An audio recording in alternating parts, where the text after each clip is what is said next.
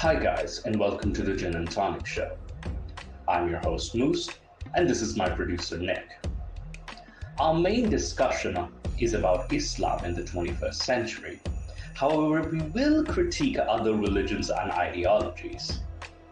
We condemn any form of discrimination, violence, misogyny, slavery. We do, however, embrace many perspectives and free speech if it is factual and correct, and not based on any hate. Throughout the show, we will be exploring different religious beliefs, practices, and their impact on society, ranging from politics, interpersonal relationships, and mental health of believers and non believers. We hope to create an open dialogue for those who feel they're not heard, especially those who have doubts and have left their belief systems. If you are interested in exploring the complex topic of religion and wish to be part of an honest and open dialogue, this is the show for you. We also welcome feedback and discussion from our audience and listeners. The Gin and Tonic Show is a free speech platform where you can express your ideas without any fear of violence and repercussions or any consequences. Please do join our discussion in the live chat as well as the comments. Thank you for stopping by and enjoy the Gin and Tonic Show.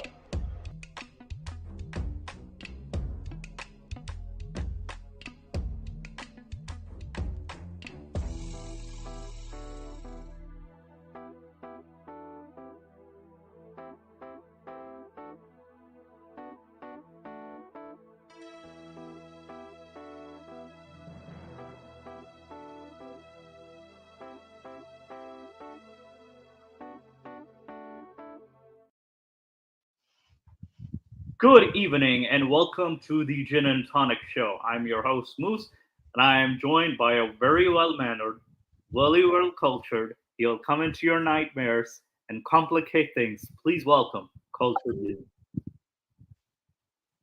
Hello, I'm here to complicate stuff, Well, like always. today, And we are also visited by a Satan here. yes, we are visited by Satan. This is why, Jinny, before we let Satan speak, I have a stick right here. I am breaking it in half, and I'm giving you one half, and I'm keeping you the other half, and we're gonna dip it in Zamzam water because we have to be ready for whatever comes out of this mouth of this demonic iblis right here. Yes. Please introduce yourself, Satan. I'm just a fellow French speaker, as many are in the audience and viewers, but these racist anglophones see me as Satan. Listen, you are worse than a Satan. You're a frog eater. that, and also you're a French from Quebec. You're not even from France. A pseudo shit. frog eater. Wait, is that do they eat frogs too? Yeah, they eat frogs in France. Oh yeah. I remember. And snails too. And both are actually pretty tasty. Escargot, you put in some garlic butter with some chili flakes. It tastes really good. Okay, stop it, both of you. Stop it. It does. It You're really both does. like Jins. Remember, in the Legends of Jins, both of you are acting like Jins, eating these disgusting things. Now you're hurting my little Muslim heart. Hey Moose, we'll go back to eating steamed chicken and broccoli with salt less spice, just for you. Hey, frogs almost taste a bit like wild birds. Really? Like They're game, very they have a tasty. little bit of a gummy, a more of a gamey taste. Think of seafood, but the taste of wild, like king. Wild birds, right? Yeah. Now, I've had King. wild birds before, like especially when I was in north of Pakistan as well as in Canada. But I haven't had frogs just yet. So If you had wild fucking birds, why were you so scared of the picture I showed you from my hunting trip? I was terrified because of what the farmer did out of nowhere. That was just out of nowhere. For the audience who don't know, I went camping and hunting, and then we saw this duck farm, and I wanted to buy some duck eggs. And it turns out they also gave me the duck, and they picked it up by the necks, rolled it over their head without me even asking, and they just put the duck in my hands, and they're like, "Yeah, go cook it." This all happened within a span of 5 minutes before I could like actually prepare for that thing to die in my arms. I love how you say "die in your arms." Die in your, because there's that song like "died in my arms tonight." Or what was it? Anyway, we're sidetracking too much here. Sidetracking too much. Now, today's interesting topic is about the Christian origins of Islam, or rather, did Islam come from Christianity, or how influential was Christianity to the birth, rise, and development of Islam? And I think, I sent some yeah, information as well. you sent some paragraphs that I wanted to read, but Ginny, I think you wanted to address some things by Fred Donor. I believe he's become quite famous, I believe, about his theories about the origins of Islam. That is. Yes, more or less. Fred Donor, alongside some other, you know, academics connected to the study of early Islam, he isn't alone in this, but he's kind of like the one that really pushed this. Is that Islam? They think that Islam evolved from a sect of Christianity that then evolved into its own religion. Now, mind you, I do not share this view of Islam. I think that Islam, hello, Drastic Measures. Hello, Drastic Measures. Yeah. Go ahead, Ginny. I do not share this view that Islam evolved from Christianity. I think that it began from the very beginning as a syncretic religion, in the fact that it took from many different sources. It took from Christianity, it took from Judaism, it took from local religious traditions and mixed it together and created its own religion from the beginning. When Muhammad and the ones responsible for, forming Islam, created Islam, it, began as a separate religion from the beginning. But Fred Donor's view is that it began as a subsect of either, Christianity or Judaism, and then later that took features from other traditions and later evolved into its own religion. Now, can you, before I actually share my view, can you define what a syncretic religion is? A syncretic religion is a religion that is formed from taking various parts from other religions and traditions, right, and creating something new. Yeah. And now would something like Buddhism be an example of that, correct? It would be rather more of an example of a derived religion that evolved from Hinduism. Rather than something, but you could also argue that it is kind of syncretic because Hinduism isn't really one religious tradition, and Buddhism evolved from several Hindu traditions mixed together, is the common belief, if I'm not entirely incorrect. Yeah, and I view Islam's evolution, at least, my view is that I wouldn't say it's subsect of a religion per se. Was it a sect of Christianity? Not necessarily, but rather, I believe, at least. Again, this is just purely belief or speculation. I speculate that it was a collection of different Christian traditions within the Arabian Peninsula that contributed to the birth of Islam or evolution of Islam. Yes, Nick, go ahead. Oh, Ginny was saying something. Yeah. Yes, so far I agree with that, but it's more like the view of these academics that propose this view that Islam evolved from a subsect of Christianity. They view it that it either evolved from a subsect of Eastern Christianity, of the Church of the East tradition, which is a very special tradition of Christianity, that is kind of separate from the Roman tradition. And or it evolved from Arianistic beliefs, which were a type of Arianism was a type of Christianity that rejected Jesus as a prophet, and it evolved from there into Islam. But even if you do not think that this view is correct, that it evolved from one of these subsects, it's still a matter of fact that Islam, if we think about Islam as a man-created religion, still derived a lot of its Abrahamic traditions from Christianity and Judaism. I mean, you see constant references to, the biblical prophets. You see references to Jesus, even if he is a prophet in Islam and not the Son of God. It still references a lot of Christian ideas. And Jesus is a very important figure in Islam. Like, mind you, he is I would say the differing point between Christianity and Islam is the Jesus character or the Jesus historical figure.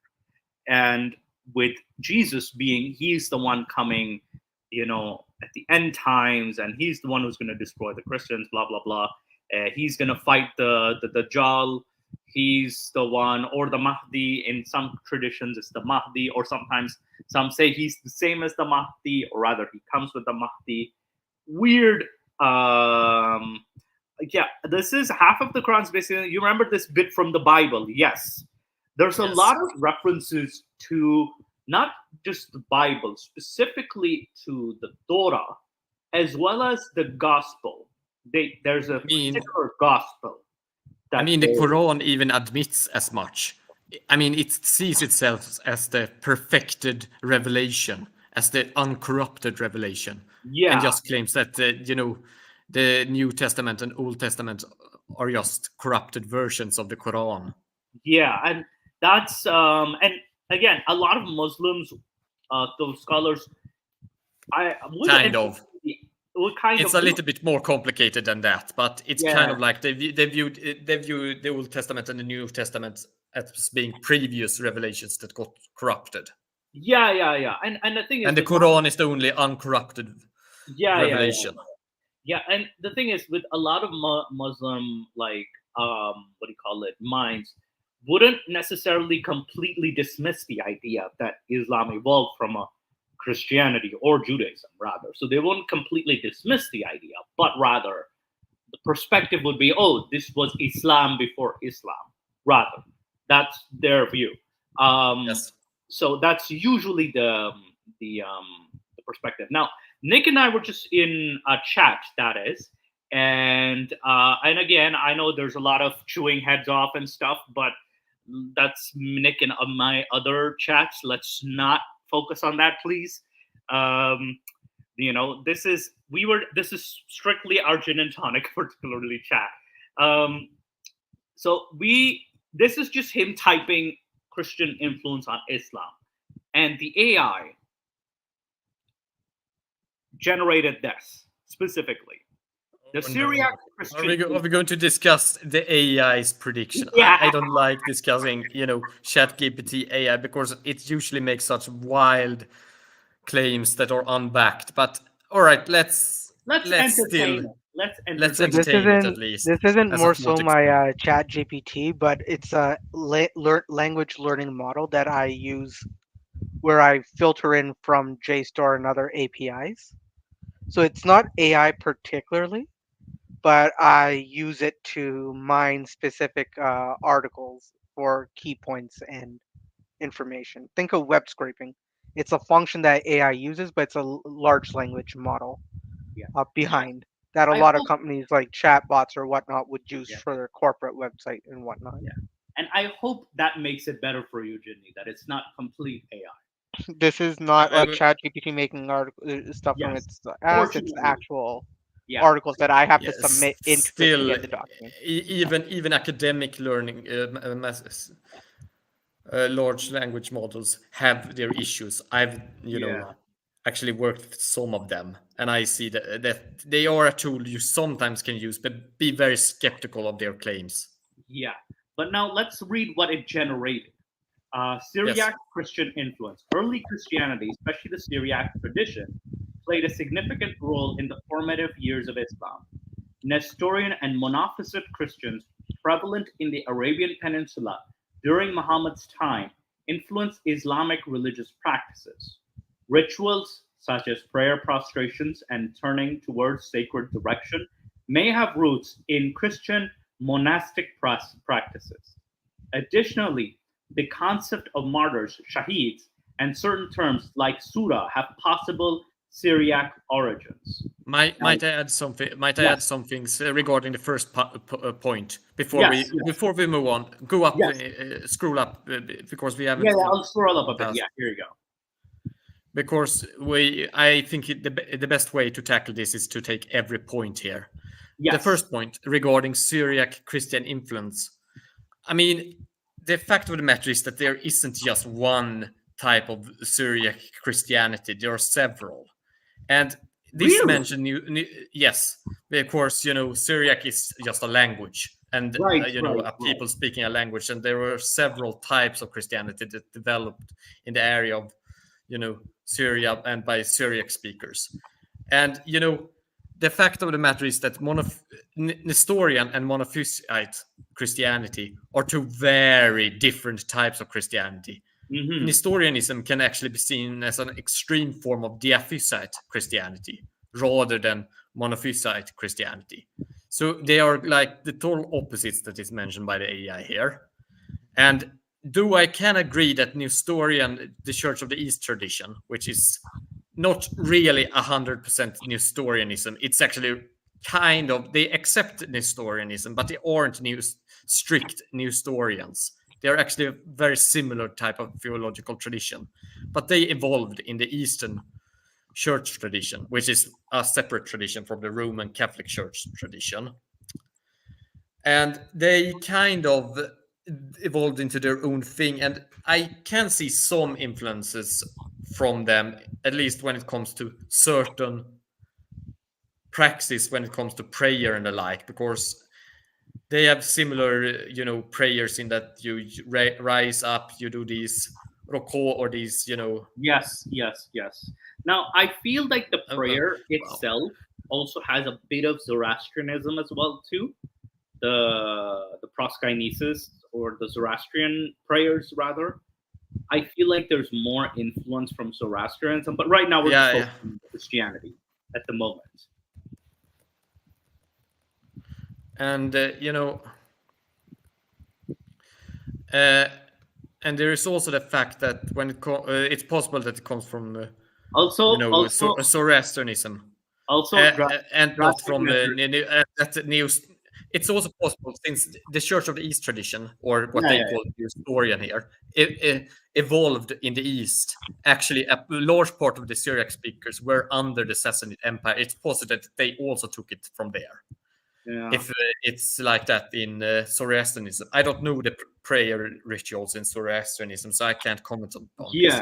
Now, it's possible that there is a shared influence here. But secondly, when it comes to Monophysite Christians, they are, Monophysite means one physis or one body, which comes from the belief that God and the godly in Jesus and the human is in one form. It's in one body. It's the same thing.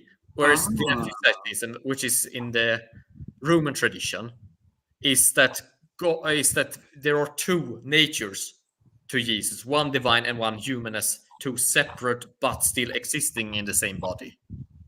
Whereas Monophysitism says that no, there is no separate natures. They are one unified nature in one body. Yeah, absolutely.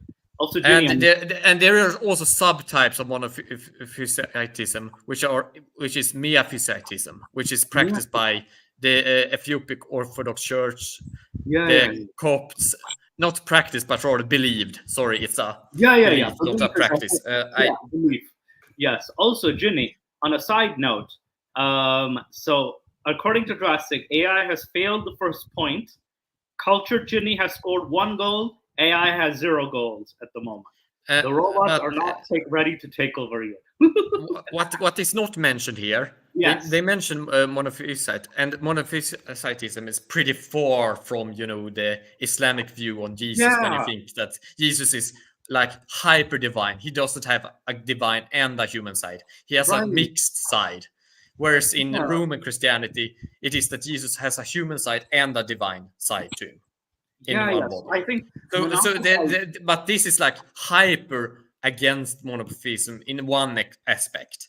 yeah, But it's not really against, monotheism as a theme entirely, but it's kind of like just in that aspect, in that it's a mix between the divine and the human, makes it kind of yeah. against the type of monotheism that Islam promotes. So it's very different from that. Ah. Secondly, I don't think. No, it does. It just mentions Syriac Christian influence, but it does not mention Arianism, which Yes, it doesn't mention Arianism. Yes. and that's the tradition where Jesus is a prophet, That one's and he's not the son of God. He's a human. Yeah. So as Drastic says, the robots are just not ready to take over. Ginny, you have destroyed the robots. All right. The second point, Christianity's impact on Islamic theology. Early Muslim interactions with Christians shaped Islamic views on Jesus, Isa, and monotheism. Many elements of Christian theology were adapted within Islam, such as the reverence for Jesus as a prophet rather than a divine figure, distinguished the Islam and Christian understandings of this role. And I feel like this is what we failed to mention Arianism, right? Here it should have mentioned Arianism because the standard view in Christianity, in most types of Christianity, is that Jesus is divine. Yeah, there isn't a separate between Jesus and the divine. But if you go into the ideas about Arius, views of Christianity, then Jesus isn't divine. He's just a prophet. Yeah, that makes it very interesting, though. That actually makes it very. I feel like that idea definitely influenced Islamic Jesus, rather, or the Islamic version of Jesus. Also, Arius was born in Libya. Really? Yeah, in the area of Cyrenaica. Interesting. Well, Libya is still a little this like west of Egypt, and how far that Moose, the Dudabide makes. I think wasn't Augustinus also from Libya? Oh yeah, true. The Dudabites makes a good point. It was a Christian, I think. Nofel. No, Augustinus was from originally from Algeria. Okay. But there was actually a lot of the early church fathers and a lot of the theological thinkers came actually from the western parts of North Africa. Absolutely. Now, also remember, it was definitely according to the standard narrative of Ibn Ishaq and the accepted narrative.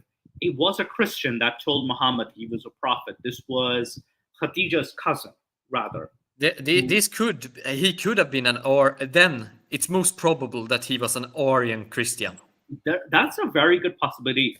There's a second story that a lot of people forget is when Abu Talib, I don't know if it's mentioned in Ibn Ishaq, but it's definitely mentioned in one of the biographies where Muhammad is taken on a trip by Abu Talib, and then a Christian monk sees and he's like, okay, this is a prophet when Muhammad's a child. Waraka, that was Waraka bin Nawfal, and then the Christian monk, that is. I forget the name of the Christian monk. Heretic. I don't, if he was even a Christian.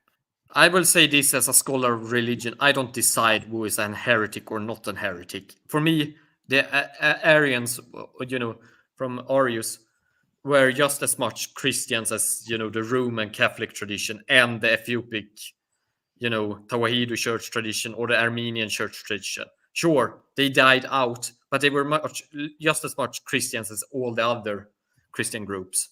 Yeah. But at least it implies, considering that he said that Jesus was not the son, but a prophet, and he considered himself Christian, it strongly implies that he probably was an Arian. Yeah. Also, if not, because that was the biggest group of Christians that believed that. There were some other minor Christian groups that also believed that Jesus was a prophet and not the Son of God, but they were not as large as the Arians. Also, remember, and, in having followings. Also, remember, this is not a promotion of Christianity. This video, specifically, I should have mentioned that earlier. We're not promoting Christianity over Islam. Rather, we're just focusing on the historical influences. So, if you're gonna start touting Christianity, we're gonna shoot you down. I'm also gonna hand you a holy well. So, I mean, for me, we are here we are discussing religion from more of a religious studies perspective for this episode, and we are not going to be then passing judgment on what is true Christianity, what is true Islam. Yeah, exactly. We're not except for rather basal definitions in order to make it possible to discuss Christianity and Islam. Because if we do not have at least some definition of it, we can't discuss the matter. But except for that, we will not make judgments about true group or something like that. Yeah. Also, this is Muhammad came to an idda about being a prophet from a Hanafi guy who was claiming to follow the religion. I mean, there was a group that used to just be Abrahamic, like particularly just the Abrahamic faith, weren't a particular group that did exist in the Arabian Peninsula during that time. So there is a possible influence of that group. May not just be one person in particular, but rather several influences, not just one. By the way, let's move to the other point, linguistic and cultural borrowings. The Quran itself contains several linguistic borrowings from Syriac, reflecting the deep interaction between Arab and Christian communities in the Levant and Mesopotamia. Terms such as ayat, verses, and Quran recitation are believed to have derived from Christian liturgical language. What's your response to this, Jenny? I don't think that the term Quran actually is a borrowing. It seems rather like a straight derivation of the root Qaf Ra Hamza, which is the same root that is actually used in Hebrew for reading as well and reciting. So I don't think that is actually a borrowing, because it fits the pattern too well, and the root is natural in Arabic. Mm-hmm. Also, due to shared. But I've heard the claim. But ayah, on the other hand, is a bit more, because it is kind of more of an isolate. And I can believe that term could possibly be a loan word. Don't cite me on this, because I haven't looked into these words specifically. But ayah, I know, is an isolate in a way that Quran is not. Yeah, I remember an ex-Muslim, female. She used to have a channel, and she was discussing the Aramaic origins, and or Syriac origins. She's like, I forgot her name of the channel. There is though a term that we know is a borrowing, a root that is not natural to Arabic, but is borrowed and used as a naturalized root. Which one? I mentioned before ayah, because it's an isolate. It doesn't generate a strong root in itself. Right. There are some derivations from it, but it doesn't generate a real useful root. That is why I believe it was a borrowing. But there is a root that has generated, a real generative word cluster where you can generate real words from it, because the root has been neutralized, but it's still foreign sounding in certain ways, and still in Arabic, which points towards it being borrowed. And that's the root. Hamza, Lam, Ha, which is what begins with Hamza, Lam, and Ha. Which word is Hamza, almost always used in the Quran constantly? Hamza, Lam, and Ha. Bismillah? Yes. Allah. Allah. Yes. Allah. Yes. Okay. That's the, because Allah is also a kind of like a very special word, because it's also weak, and it's the Hamza in it is weak and gets assimilated with the article in it. So it's kind of like it's not exceptional in it being so, but it's kind of like it's a category of words that act like that. Yeah, But yeah. anyway, the singular is more easier to see it, where it's just ilahun, a god, Ilahu, yes. a god. Yes, a god. Because you know, without the definite article, of course, when you add the definite article, it assimilates the, you know, short Absolutely. Hamza, so it Absolutely. becomes Allah, you know. Absolutely. Also, I remember, Ginny, sorry to cut you off, but yeah, there was a term called Kiryana. Does that have any influence on the word Quran? Because I heard Kiryana meant lectionary. Does the Quran, could it be a possible lectionary, a Christian lectionary of sorts? I believe that it's just that Syriac also share the same root and a similar form generation, that they generate words similarly to Arabic, and thus you see similar sounding words. Though we do know that Syriac has influenced Arabic, and Arabic has adopted a lot of Syriac vocabulary. They have also adopted a lot of Ethiopic vocabulary as well, and the vocabulary from other South Semitic languages in southern Arabia. Yes, Arabic is by no means an untouched language by other languages. I mean, even in the Quran, you have terms like I think sundus for silk, which is Persian. Yeah, that I found very interesting. Black Mamba, Arabic was developed from Syriac. No, it was not. The Arabic writing system was developed from Syriac Syriac writing system, but the language itself that, you know, developed gradually from various previous languages on another branch of the Central Semitic language group. There is actually evidence that classical Arabic was actually made by monks. I contest that very strongly. Most of the evidence actually points towards it being the result of natural processes, because we see a lot of rules that only make sense in Arabic if the language developed naturally through a process of previous languages is, you know, gradually changing into what we know as classical Arabic. We also see various previous versions of Arabic or near Arabic languages like Nabatean, you know, in the rock, you know, in the rock, you know, inscribed on rocks. Yes, we have stone tablets with other languages that are close to Arabic as well. Which one? There is a writing on a monastery in Syria. I think that shows classical Arabic being developed by monks. I believe you were trying to write. I mean, I can maybe the writing system was developed by monks, but that's not the same as the language, right? Because writing is just how you represent the language. Yeah, okay. The writing system we know descended from, you know, this Syriac writing system and became Arabic. It's actually pretty similar in form as well, and how you connect the various letters together like Arabic. So we know that the Arabic writing system descended from that, but that's not the same as the language descending from Syriac.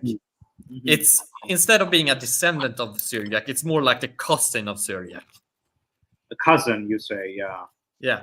Oh, I don't have my mic connected and it's late here. Kids are sleeping. Yeah, not a problem. Not a problem. Yeah, you can comment as much as you want. Not an issue.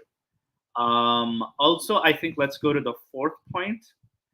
Shared and Hebrew would be their other shared cousin. Yeah, that's true. Yeah, we forget to mention Hebrew. And you know, and Ges and Akkadian. Akkadian is a language that was spoken in old Mesopotamia. Would be these faraway relatives. Yeah, because you've definitely looked into a lot of the, you know, origins. But yeah, let's go to the fourth point. This AI brought shared theological. I once studied under a professor with the name Jon Retzö. and Okay. he was very interested in this stuff. So he spoke a lot about how Arabic developed, about Yeah, yeah, old Arabic inscriptions on stone tablets and like in both southern Arabia and northern Arabia, and in yeah. the deserts of Syria as well. Yeah, and this is before the Quran itself, too. This is way before the Quran was written as allegedly the first literature work of Arabic. These systems developed hundreds of. I mean, Hijazi script at least developed a like 1.5 century before. Hijazi script is like the first very primitive form of the modern Arabic script. Very primitive. It like developed 1.5 century before Islam. Yeah. Okay, yeah. He says you are correct. Writing was developed by monks. If you're not sorry to mention case. Yeah. Of course, we're always welcome to have someone to join on voice here. Also, now the fourth point by AI we're going to look at shared theological heritage. Scholars like Harfiya Abdul Halim emphasize the shared intellectual and spiritual heritage between Islam and Christianity. This shared history is not limited to theological concept, but also includes contributions to science and philosophy during the Islamic Golden Age, where many Christian scholars play a critical role in translating Greek and Latin texts into Arabic. This might be also interesting too, considering that the Middle Ages, that Arabic continued to have some influence in the Middle Ages as well. What say you, Ginny? I mean, there certainly was a lot of interaction, and I mean, many of the early, translators of Greek into Arabic were Christians. Yes. And you also have, a lot of job off points also of translations going from Greek to Syriac, then handed over to another translator to translate into Arabic. Yes, absolutely. In the beginning age, so you have a lot of these, or in the beginning of the translation moments, you had a lot of various types of people involved in the translation processes and multiple steps of translators. And some of them were Christians, no doubt, because they have Christian names. Absolutely. Also, besides the AI, I actually found some interesting articles as well in regards to the origins of Islam from Christian sources. Just give me a second. There's an article I found which actually kind of inspired me for the video today as well. I'm just going to share the screen. I think it's this one. Yes. So this is, of course, it's from an extract from a book, The Christian Origins of Islam. But he mentions the Dante's Inferno, the poem Dante's Inferno. Near the bottom of the pit of hell, Dante encounters a man walking with his torso split from chin to groin, his guts and other organs spilling out. "See how I tear myself," the man shrieks.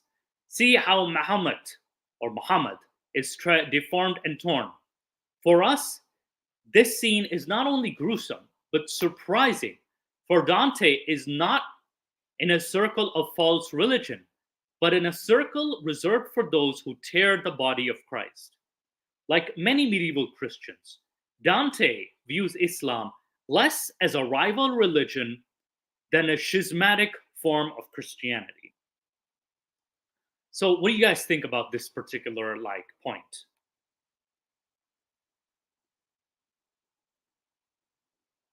Which I'll just continue reading as well too, because I think also a handful of Western scholars now think that there is considerable historical truth to Dante's view. According to the standard Muslim account, the Quran contains revelations that Allah delivered to Muhammad through angel Gabriel or Jibreel from 609 to 632. They were fixed in written form under the third caliph in the mid-7th century, which is Uthman. Islamic scholar Christoph Luxemburg doubts most of this. In 2000, he published the German edition of Syro-Aramaic reading of the Quran, whose restrained title and dispassionate tone belie its explosive arguments, explosive enough for the author to hide behind a pseudonym. The book has been banned in several Islamic countries. I'm not surprised, by the way. That usually there have been a few books that have pointed to like Christian origins of Islam. Not just this one, but like a few in German I've found as well too.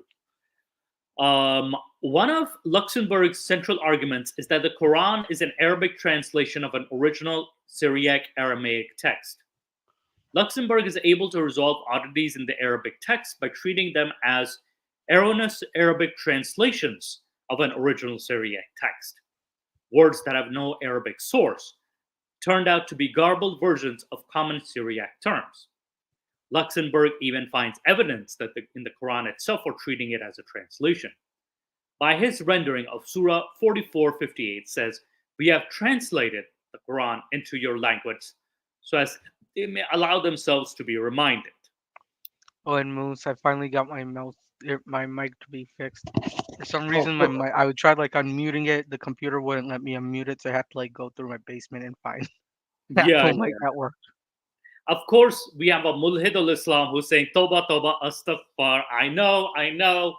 This is blasphemy in terms, just this idea of this discussing. And also Dante in the impossibility of reason.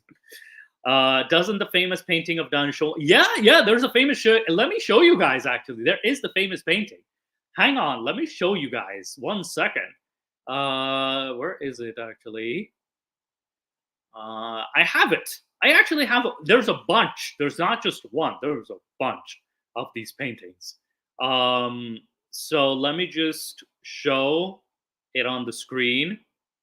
And this is when I did the Ali bin Abu Talib. So this is the painting itself. This is the painting. So this is Muhammad right here. This is Ali. And this is, I believe, Dante and Virgil. And this is the angel or demon, the winged demon that's kind of like, chasing them around. So, Aren't you in that photo burning in hell? What? Aren't us three burning in hell too? Why aren't we in that photo? No, that's not us. Not us yet. We're not there yet to burning in hell. Calm down. Don't hurry up. We don't want to rush into hell just yet. Calm down, boy. Yeah, there were complaints, and I feel like I remember Dante's Inferno's video game as well as the animated film that loosely based on the poem itself did not depict the scene at all. They did not even address the scene at all, because there's a lot of figures that they address, like Salahuddin Ayyubi and stuff, but they never talk about the Muhammad scene, or Ali scene rather. So, and then in the poem itself, then they show Muhammad kneeling as well too, like Dante shows Muhammad kneeling. So the fact that it's this was Dante's view of the Islamic world rather, was an interesting view, that he didn't necessarily put Muhammad as a false prophet at all, or a liar, rather just a sowers of discord as sowers of discord. So yeah, there's Luxemburg has become notorious for challenging common translation of Huri. I know this one. Usually as hot-bodied virgins with whom faithful Islamic men hope to be rewarded in paradise. According to Luxemburg, they aren't wide-eyed virgins, but white grapes, juicy fruits hanging down. So personally, I still think these are wide, very big-bodied women, personally speaking. It's a vision of paradise similar to that of the 4th century Christian poet Ephraim the Syrian. He who abstained from wine here below, for him yearned the great wines of paradise. Each of them extends him a drooping cluster. Now again, it's similar, but again, I'm not 100% sure how accurate this is, but this is an interesting link. The reference to Ephraim is not accidental, for Luxembourg argues that the Quran derives from a Syriac Christian lectionary. And I think Ginny and I were just talking about this. Again, the evidence is hiding in plain sight. It has become commonplace among scholars of Islam to recognize that the word Quran means lectionarian, but few draw the controversial conclusion.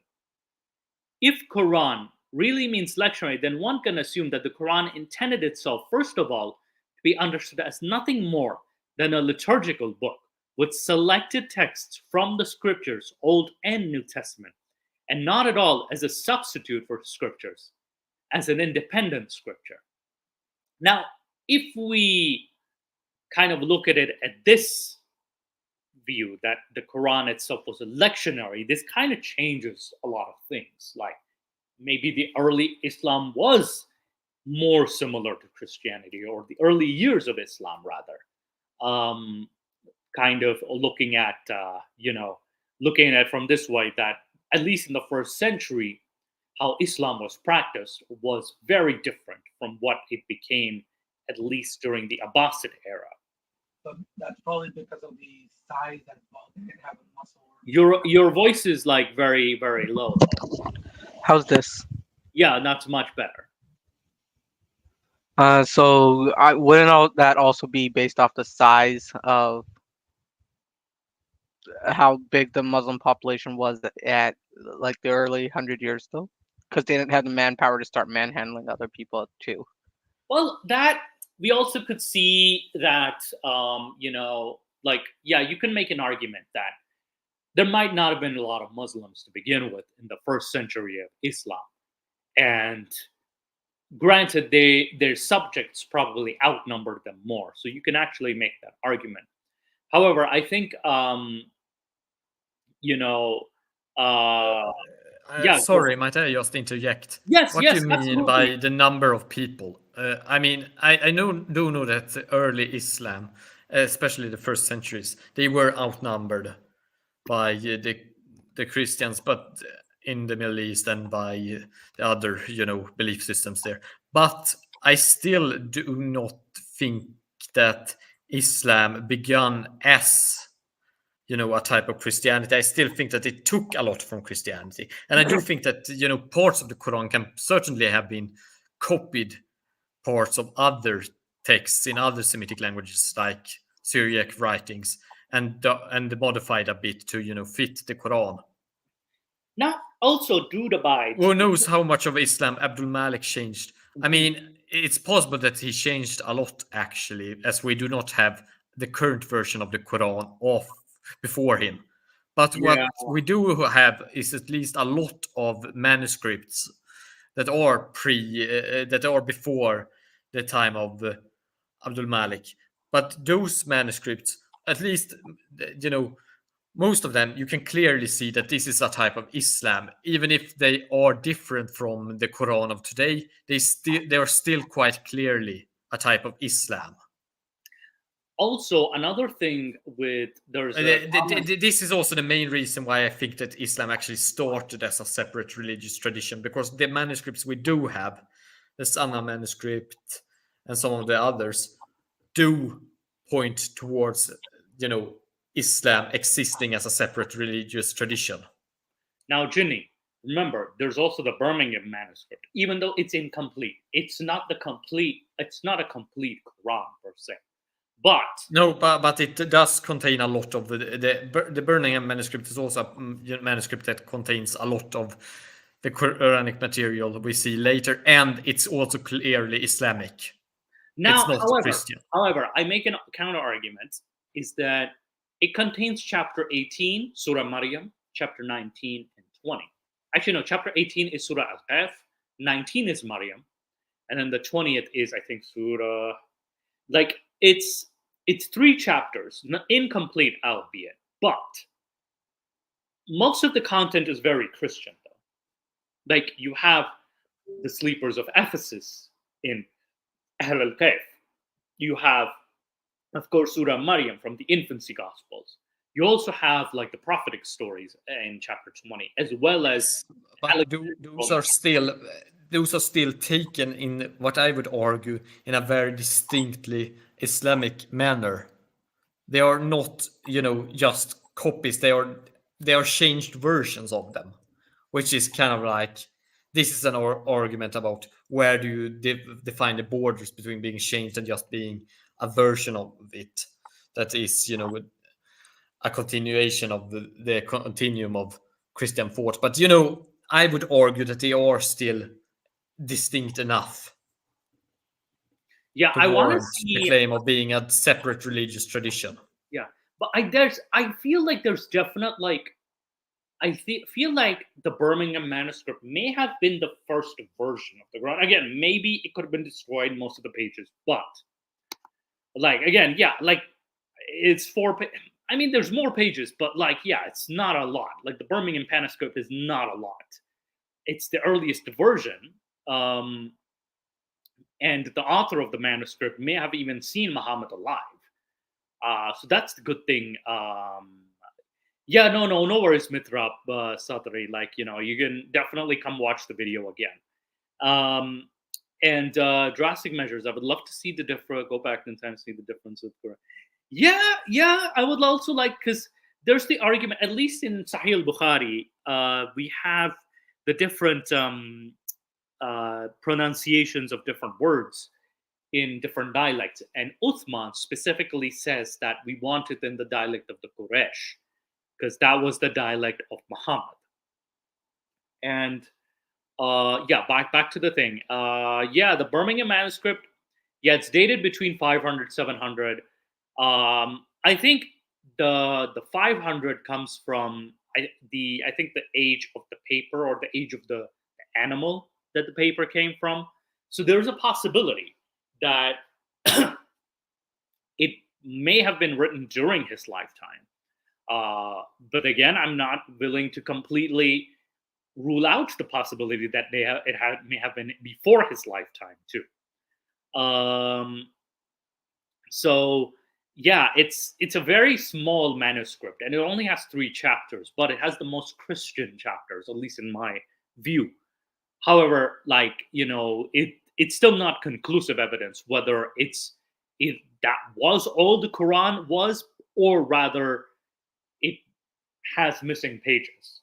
There's a lot of missing pages. So again, we can't conclude that completely. Also, like from this article, like contributors to push Luxemburg's revisionism further. The book's editor, Karl-Heinz Ohlig, I heard of this author, by the way. He also proposes the idea of the Islam came from a distinct Christian sect, or Syriac Christian sect. I think Karl-Heinz Ohlig also proposes the idea. Reminds readers that most of the biography we have about Muhammad doesn't come from the Quran, but from the texts written fully 2 centuries after. Not exactly fully 2 centuries, but rather the earliest version comes from a century later, which is Ibn Ishaq, comes from a century later. However, we only have the edited version of that from Ibn Hisham. And Ibn Hisham did add some notes at the end of what he changed and what he did not change from Ibn Ishaq. Because the Ibn Ishaq also took it from Al-Zuhri as well, who was his teacher. So it's a little like weird and complicated. Like, we can't definitely say it's 2 centuries later, but there are elements of it that exist earlier. It's not until the 9th century that Muslim writers claim that the Quran contains revelations given. Not exactly. We still have Muwatta bin Malik bin Anas from the 8th century CE, which is from the Umayyad time period. The year 622. You have other collections of even earlier Umayyad hadiths where they even speak about Muhammad having divine revelations. Yes. So it wasn't a 9th century idea per se, because we can find evidence of this in the 8th century as well. So, like, I feel like this is where revisionists kind of go on one end instead of like, kind of like looking at it as it's a little more complicated than that. The problem with certain revisionists is that they are more concerned with creating controversy and fame through controversy than they are with Yeah. actually making a coherent argument. Yeah, and like I said, they're not completely wrong, but it's a little like we have to add a few nuances. Or I wouldn't say coherent argument. I would better say a more well-grounded argument, because this Yeah, isn't about coherence in this case. It's more about the lack of supportive evidence for some of the Yeah. more extreme claims, Yeah. and ignorance of the factor, or even actively ignoring the factors that might create a lot of nuance and Yeah, absolutely. and counter narrative Yeah, drag or counter narrative force versus that was the most that extreme lady. case of, Remember Patricia Crona, that lady? yeah. Yeah, like she's quite famous for that. Like she wrote the whole like her, and even like Jay Smith as well too. Like he's famous for that as well, like trying to create a counter narrative violence. Yeah. The main narrative may not. You shouldn't do revisionism only to be controversial, or to take the most extreme position and use it to fuel controversy and to fuel your own fame. You should try to argue for revisionist viewpoints if you think that they are actually supported by good evidence, or you have good arguments to take a contraposition. Yeah, I think and then again, I'm not completely against the revisionist point of view. It's just that I think we just need more evidence, better evidence, I guess. So because again, there's definitely like the evidence that Islam did not exist until Abdul Malik, for example. That's also another thing that kind of makes me roll my eyes a little, because I feel like it did exist. I feel like it did. I mean, the fact that we have Qurans that definitely date before that. Yeah, well, that also, here's the problem too. They're kind of giving Abdul Malik too much credit. They're giving Abdul Malik too much credit. Whereas we have figures before Abdul Malik, like such as the four caliphs, for example. And we were kind of like ignoring what they did. And also like we also have keep in mind, we also have a time period where it's like the Karbala incident, as well as the Islamic civil wars, for example, did have a significant influence in, maybe perhaps the writings were destroyed because of the constant fighting, because there was a lot of fighting during that time, like not just externally, but there was a lot of internal turbulence. Yeah. In the first century, like Aisha were going against Ali, Muawiyah against Ali, Hussein against Yazid. Then you have like Mukhtar going all like ape shit, and then you also have like Zubair going, creating this whole like mess. So you have a lot of things happening. Oh, Drastic Measures Islam said it was like Games of Thrones. Literally, in the early days of Islam. Yes, very much like that. It puts Game of Thrones to shame, the amount of or the number of like conspiracies that were happening during that time. It puts Game of Thrones to shame. And we could make a good show out of this too. Like, I legit argue that if we can just change up the names and create a show that kind of reflects on what Ali was doing or what Omar was doing, oh man, that would be a hell of a show that would like, have viewers like, glued to their televisions. Because man, that is one like, especially the first 150 years. Oh man, like, I think Omar was the one who got assassinated. Uthman as well got assassinated. Ali himself also got assassinated. And okay, because Omar was assassinated by a Persian slave, Abu Lulu Feroz. Then we have Uthman getting killed by the rebels, which included Muhammad bin Abu Bakr, one of, and Talha, well, Muhammad bin Abu Bakr being Abu Bakr's sons. And allegedly, Abu Bakr also was whacked by Umar himself. And Ali was killed by Ibn Muljam, who's one of the Kharjids from Naharawan. And then you also have Hassan, Hussein's older brother, getting assassinated by his own wife by poison. And we also have, Muawiyah. Also, of course, Muhammad himself getting poisoned by a Jewish woman. That in itself. And we have Yazid as well, probably dying, and then his son dying in mysterious circumstances. Muawiyah himself having assassination attempts on him. Holy fuck! Almost so many of them got whacked. Even Abdul Malik's father, Marwan, was involved in so many conspiracies too. And yeah, holy fuck, this would make a great TV show. And also, remember, we can finish at how the entire Umayyad clan got whacked by the Abbasids in a dinner table. Like, I got an idea. I got an amazing idea oh no, what is your idea? for the TV show. We're not allowed to depict the Prophet Muhammad, so can we Yeah. please give him blackface? Boy, okay, here. We are Jimmy, going to whack you now with the whack, stakes. whack, whack. We're dipping in the water. Whack.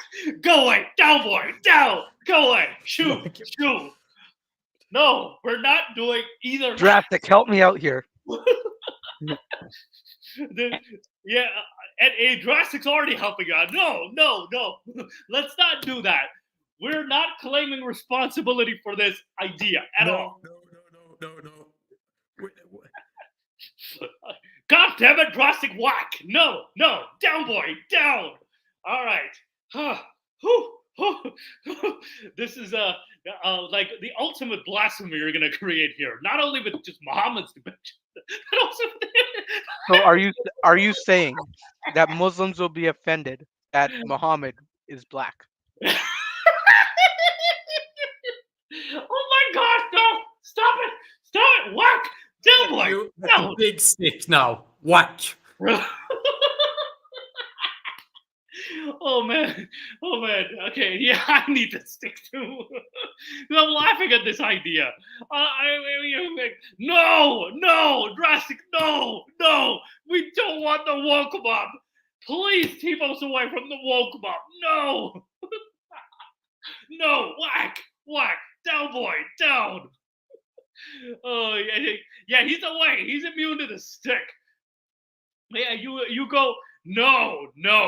I'll put him in a wheelchair too. I'll make him gay. God damn it! No. Blackface woman and a wheelchair? No. That's the ultimate blasphemy, right? He has the sexual strength of 30 men because he was able to do it with 30 men. He'll be the one. Well, you know what? Gotta go why is full he in a Hollywood. wheelchair? He has the sexual threat of 30 men. Why the hell is he on a wheelchair? No. We don't do this sort of stuff. Yeah, no, we're not endorsing.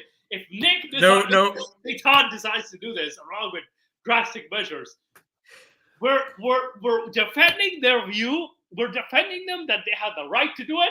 But let's just say we did not give them the idea. How about that, Jenny? We did not give them the idea, but we defend their right to portray this idea. Oh no, please, just not anybody but Joaquin Phoenix. Anybody but. I'd much rather have him be Robert Downey Jr. from Tropic Thunder. If you've seen that movie. No. Okay. I'm okay with Leonardo DiCaprio as Muhammad. I'm okay with that. I'm okay with him. Oh yeah, Certainly. because And with all of these ideas that you're throwing out, I'm suddenly feeling a lot more sympathetic towards the Islamists. I know. Because this is blasphemy of the highest order. And of course, we will have Will Smith as Bilal. Will Smith giving the azan. And yes, we knew it all. Culture Jinny as an agent. Oh man, my goodness, we're all going to hell. We're all going to hell, and Jimmy's probably going to be promoted in hell, for like as a what do you call it, executioner, because he's a pro-Islam. Anyway, um, yeah, this is another back to the comment. We've laughed a little too much.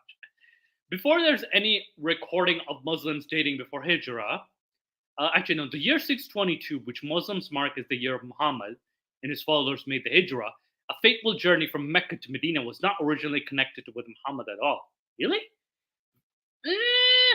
Before there are any record of Muslims dating the time before the Hijrah, Arabic Christians dated the beginning of the Arabic era to 622, when they gained independence from Persia's Sasanian. Now, this is interesting, though. This is something I'm willing to look into. Like, maybe it's a coincidence. Maybe there's a parallel. Maybe these are two independent. This was the skirmishes between the Persian Empire and the Ta'i tribe. The Thai tribe, yes, because there's this is kind of like a follow-up to what had happened before with the Lakhmids, where the Persians tried to continue to expand, and then they met resistance from the Arabs. Yes, so the Arabs were trying to break away from the Persians. Less break away and more stopping Persian expansion. Interesting, very interesting. Because I heard that there was something with Khosrow against the Persians, not the Persians, the Arabs, and the Arabs heavily resisted the Persian advancement into, like even Khosrow's father was trapped. I think there was in a battle, and then he was trapped as well in it was a similar battle to Khandak, basically. It was a similar battle, rather. So maybe there might have been influences from like the Persian wars with the Arabs, possible influence. Because even in the Quran, the Persians are depicted as the villains. When in Surah Rum, where you have a prophecy stating that the Romans will defeat the Persians, like this kind of indicates the position that there is some animosity towards the Persians, specifically. I mean, it's not that strange when you consider how the Persians kind of like treated their Arab vassals. Arab vassal states and subject clients. Yeah, I think the Lakhmids were one of the Persians' vassal states, right? Like the Lakhmids themselves? Yes, and they got absorbed earlier. Right. And, the Persians also were pretty brutal conquerors. Oh, of course. In that they had,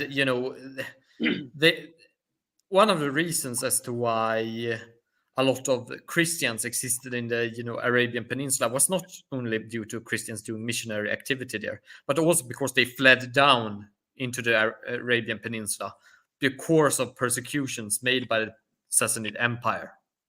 Interesting. That is very interesting. And I recall, the Sasanians were very, very, I think, practically promoted Zoroastrianism. Were very heavily Zoroastrian. Yes, the Sassanids were heavily promoting, Zoroastrianism as their preferred state religion, and this is why they were so repressive towards Christianity, because it was a rival religion. Yeah, so they definitely I've seen manuscripts of the Persians before battle they do the morning prayer, that is, and that's where I was like, they have similar Islam. I can definitely see some Persian influence as well, but I also see the Persians being also in standard Islamic narrative, like Muhammad predicting, or rather Khosrow is tearing up Muhammad's letter, and Muhammad he's Heraclius is shown in a more sympathetic light compared to Khosrow of the Shahanshah of the Sasanian Empire. So, if anything, they saw the Romans as a lot less evil compared to the Persians, which is very interesting. And by the way, it's when they gained independence. Early Islamic texts support the notion that Islam emerged not as a new religion, but as a novel Might I development. add something? Yeah. Go for it. Might I add something why they view the Persians as worse? Remember that, ever since the time of Emperor Hadrian, the policy of the Romans had mostly been defensive. Try to contain the borders, try to, stay where you are. Do not try to overextend, do not try to expand that much. Just stay within your border and protect them. And this goes back, as I said before, to far earlier during Emperor Hadrian. So this has been the policy for several hundreds of years during the time of the rise of Islam. The Persians, on the other hand, tried several times to invade the Arabian Peninsula, and also fought against the Aksumite Empire in the southern parts of the Arabian Peninsula as well, when they tried to, invade it. Also, the Persians had like skirmishes against even even in India as well too, as like the Persians had like a very hot and cold relationship with the people from the other side of the Indus River as well too. So the Persians had a history of, quite like having skirmishes all over the place. Like they even tried to take territory from Rome during that war that they had. Yeah. I mean, they in the Persian-Roman wars, they had taken a lot of territory from the Romans that they later lost again. But the Romans were the big enemies of the Persians, but they also tried to expand and invade others that were not the Romans. Also, they were a very expansionist empire that eventually collapsed due to its own weight and due to being crushed by the rising Arab Islamic armies. Yeah. Also, by the way, due to this, a bit like HBO's Rome. Yeah, it's if a deep historical Islam or drama of early Islam would be brilliant. I'm not saying this will make fun, but if engrossing if done right. There is an Iranian drama about Ali bin Abu Talib, by the way. Now, even the one about Ali bin Abu Talib was so long. It was so like, there's a lot of drama. And of course, you have to add in your little spice too, right? So, and yeah, it's definitely going to be a very, very interesting project because would involve a lot of seasons. Anyway, yes, with the Persians themselves, like the Persians in Romans had a lot of conflicts with each other, and that's where we have the Hassanids and the Lakhmids as well, were kind of like their proxies, if that's the better term, proxies. Like they had the Lakhmids and the Hassanids as their proxies of sorts. Fighting against each other. The Hassanids under the Romans and the Lakhmids under the Persians, until the Persians decided to absorb the Lakhmids. Yes. So, which is also why they were, so hated, because they had just expanded and taken over the Lakhmids and continued to try to expand even further. Yeah, and I think that may also be that the early, like, there has been arguments within Islam about seeing Zoroastrians as monotheists or fellow monotheists, because there has been a huge debate on that. But also, like, Persia was never depicted in a nice light in even the Hadith itself too. But yeah, back to the thing. Other early Islamic texts support the notion Islam emerged not as a new religion, but as a novel development within Syriac Christian milieu. In his contributions to hidden origins, Luxemburg applies the method to the inscription of the Dome Rock, which seems to contain a straightforward Islamic confession. There is no God but God alone. Muhammad, the servant and messenger of God, which is La ilaha illallah Muhammad Rasulullah. Luxemburg points out that Muhammad usually understood as a proper name means exalted one or praised be. Also notes that Syriac Christians who were skeptical of the Nicene doctrine of Jesus' divine sonship preferred Isaiah's title servant for Jesus. He contends that the inscription should read, "There is no God but God alone. Praise be the servant of God and his messenger." This makes a better sense of the sequel, which explicitly identifies Messiah Jesus, son of Mary, as the messenger of God and his word. An inscription about Jesus was later reinterpreted as a confession of a different faith entirely. Now, I'm not completely against this idea as well of the Muhammad being a title of Jesus. And this has become quite a popular notion, that is. But I think, Ginny, I want to hear from you. What is your opinion on like Muhammad being the alternative title of Jesus? Like, what's your opinion on that?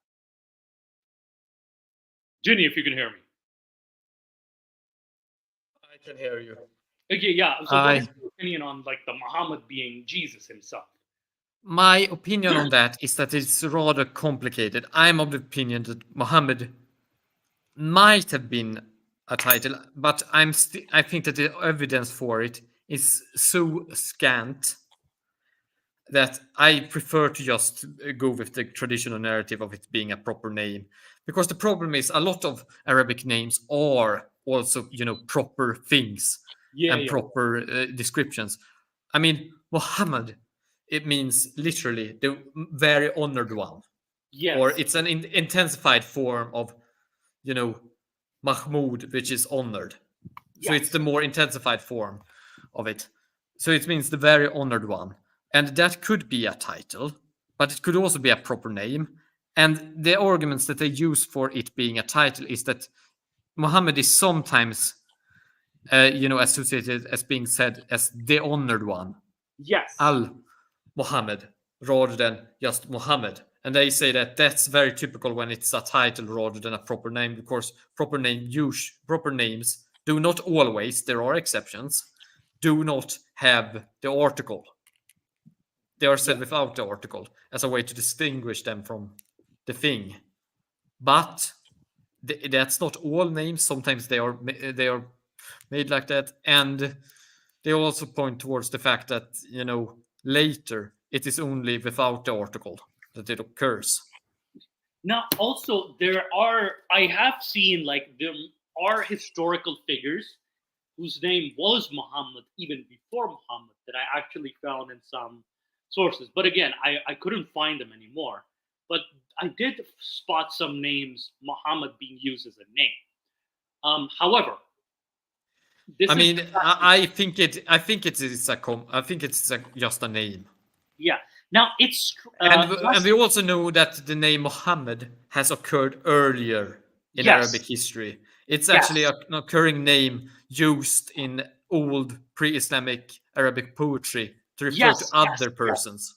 Yes. So it's not just the Jesus. Now, also, it's strange that according to Islam, even though he was a regular prophet, no better than Muhammad, he had a virgin birth, talked as a baby, and will come back to fight the Antichrist. Even in Islam, Jesus sounds pretty special. And yes, this I actually agree with. Like, Islam's Jesus is still very, very special. So it kind of indicates, at least in my view, that there is like a lot of Christian influence in the birth of Islam or the development. Your voice is cutting. Your voice is very low. Oh, my apologies. How is this now? It sounds good now. Okay.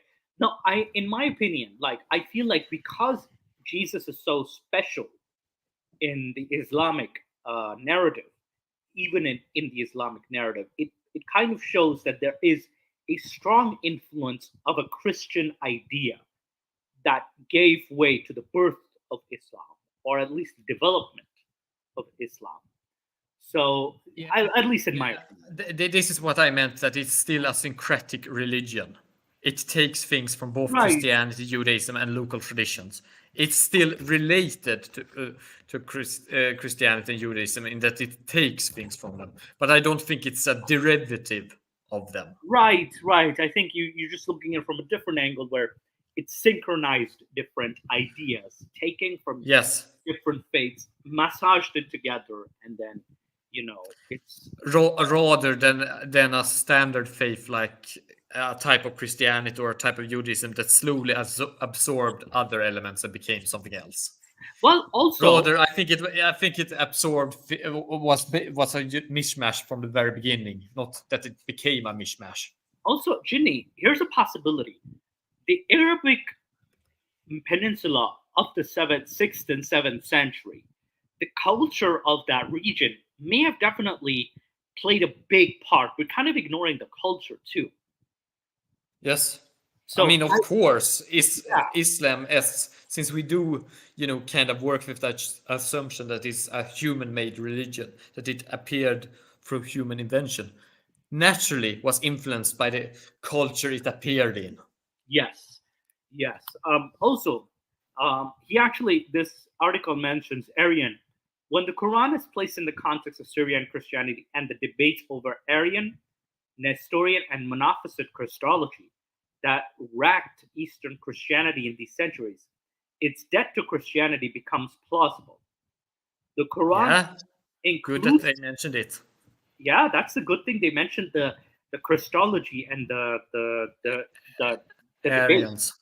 Yeah, And the Aryans, because I'm always so frustrated when I hear a lot of these people that speak about possible Christian influences not mentioning Arianism. yeah. And I also think that we should also discuss Ethiopic Christianity as well, because they conquered parts of the Arabian Peninsula, and their Christianity is highly orthopractical, in that it believes still that the old law is valid.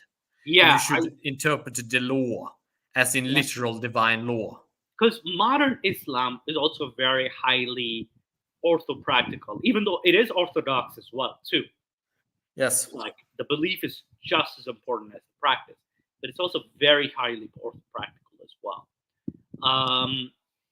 The Quran includes passages, for example, that reflect Syrian attacks on Monophysite Christology. Oleg claims in his concluding essay into Hidden Origins that most of the theological statements in the Quran, for example, that the conception of God, Christology, and eschatology arose from Syrian traditions of Christianity. These are today minority views, even maverick. If they prove right, they might open the possibility of fresh efforts to disentangle the knotted history of Christian-Muslim relations.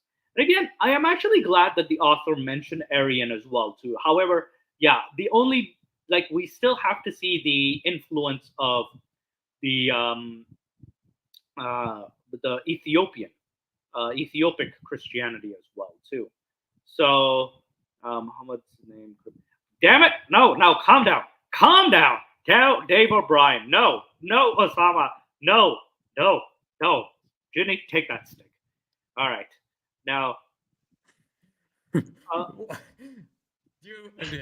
this ex-dude, that accent is so Scandinavian, he might as well speak Swedish. Is it really that thick? Really?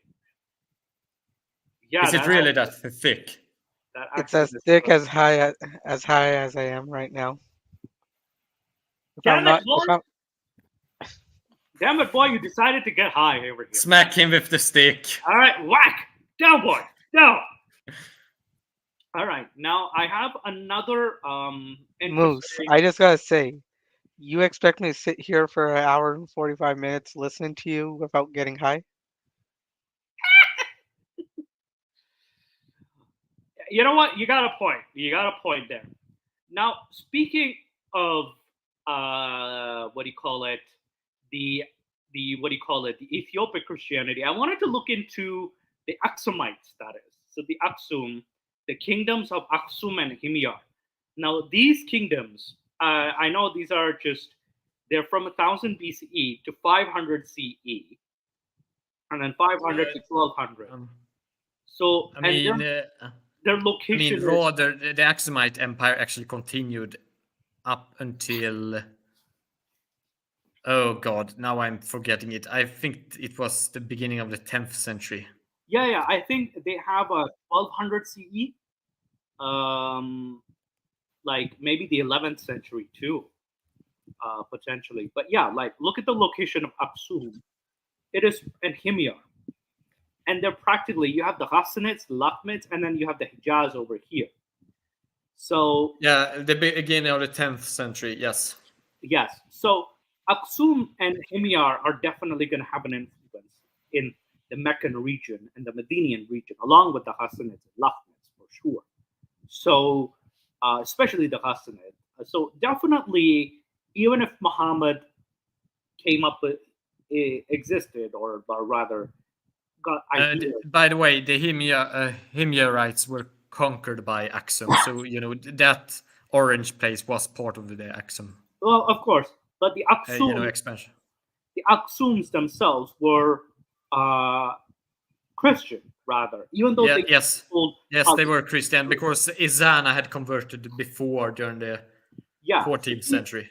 Yeah, King Ezana came to power in the mid-4th, and what we know about Christianization of Aksum, not 14th, 4th century. Sorry, 4th century.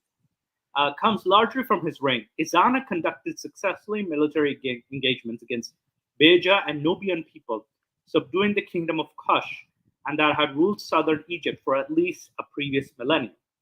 A great builder, Ezana also likely responsible for the construction of several obelisks, inscriptions erected in Aksumite cities for his exploits, and professes faith, while coinage shows Christian cross gradually replacing other symbols.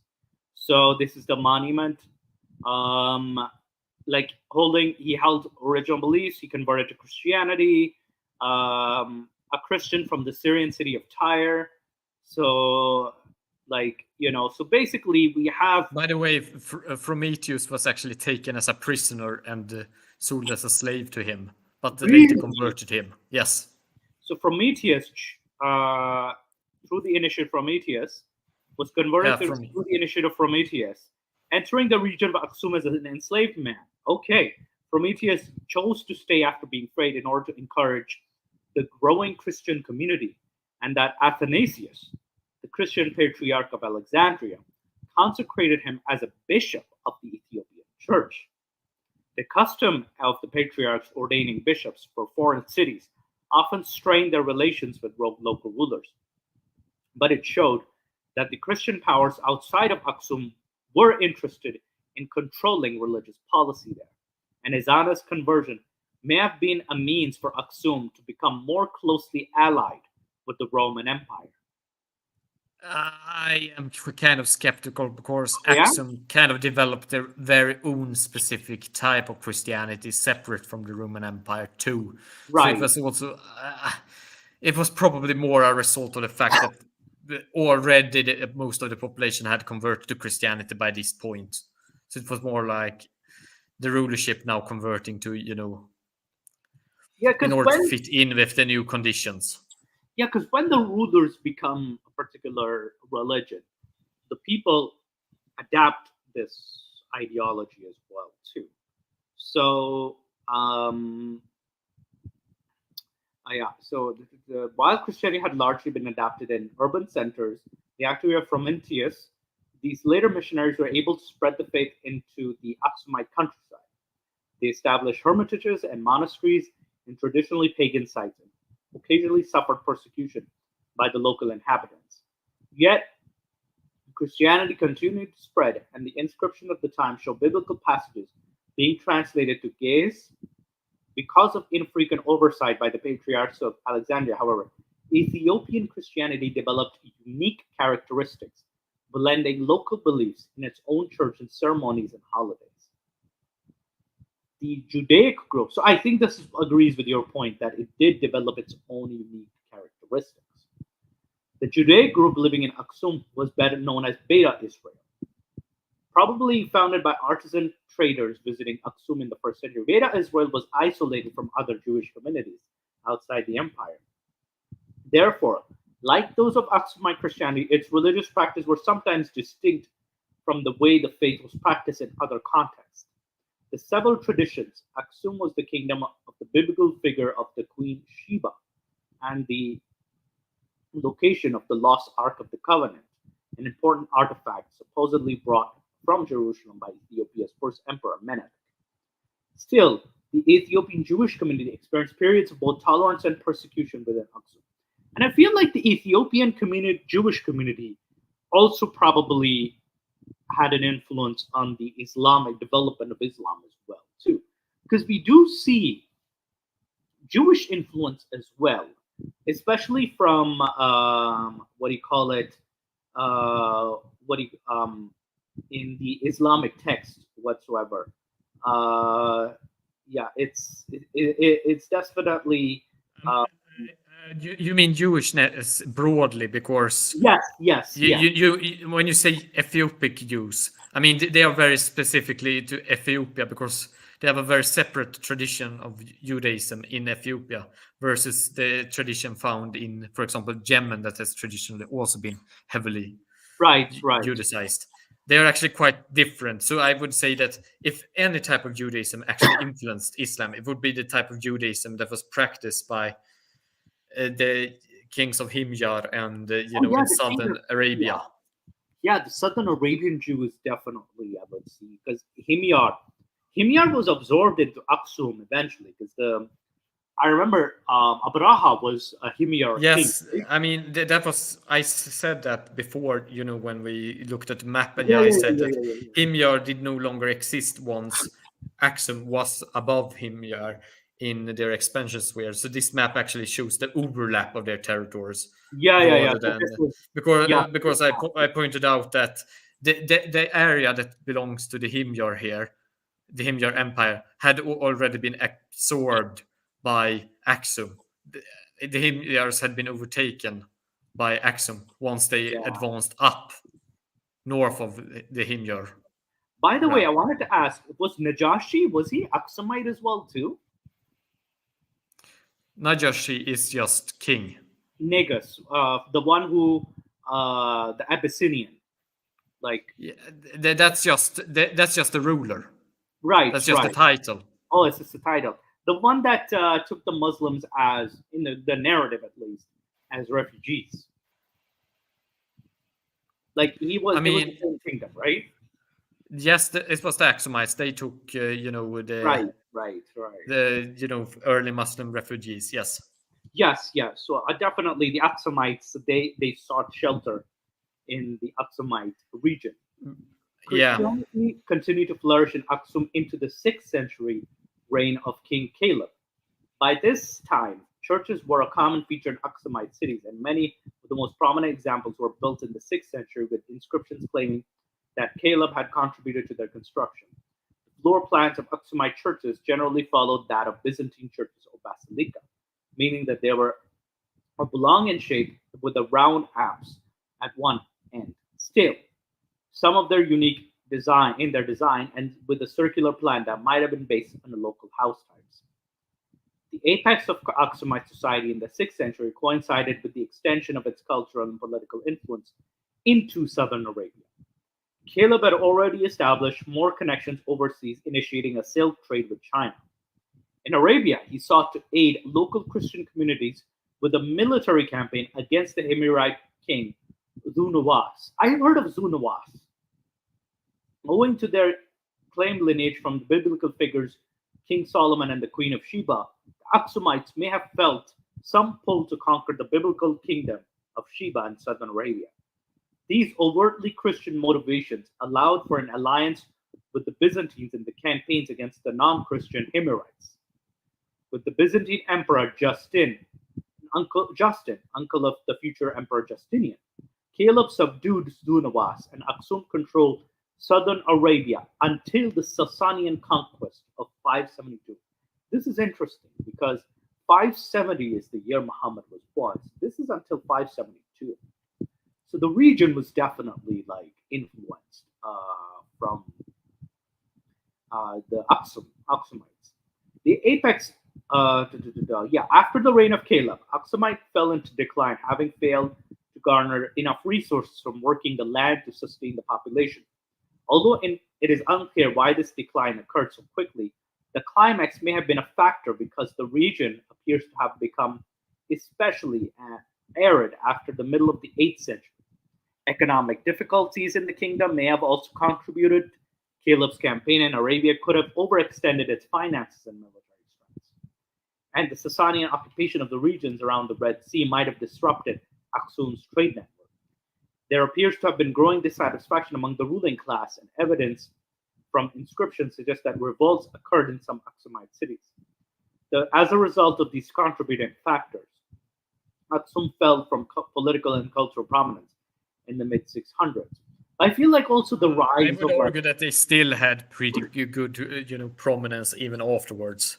yeah, But I mean, sure, the rise of Islam did cut them off from having influence on the Arabian Peninsula. But I mean, even back in the 8th century, and even further in the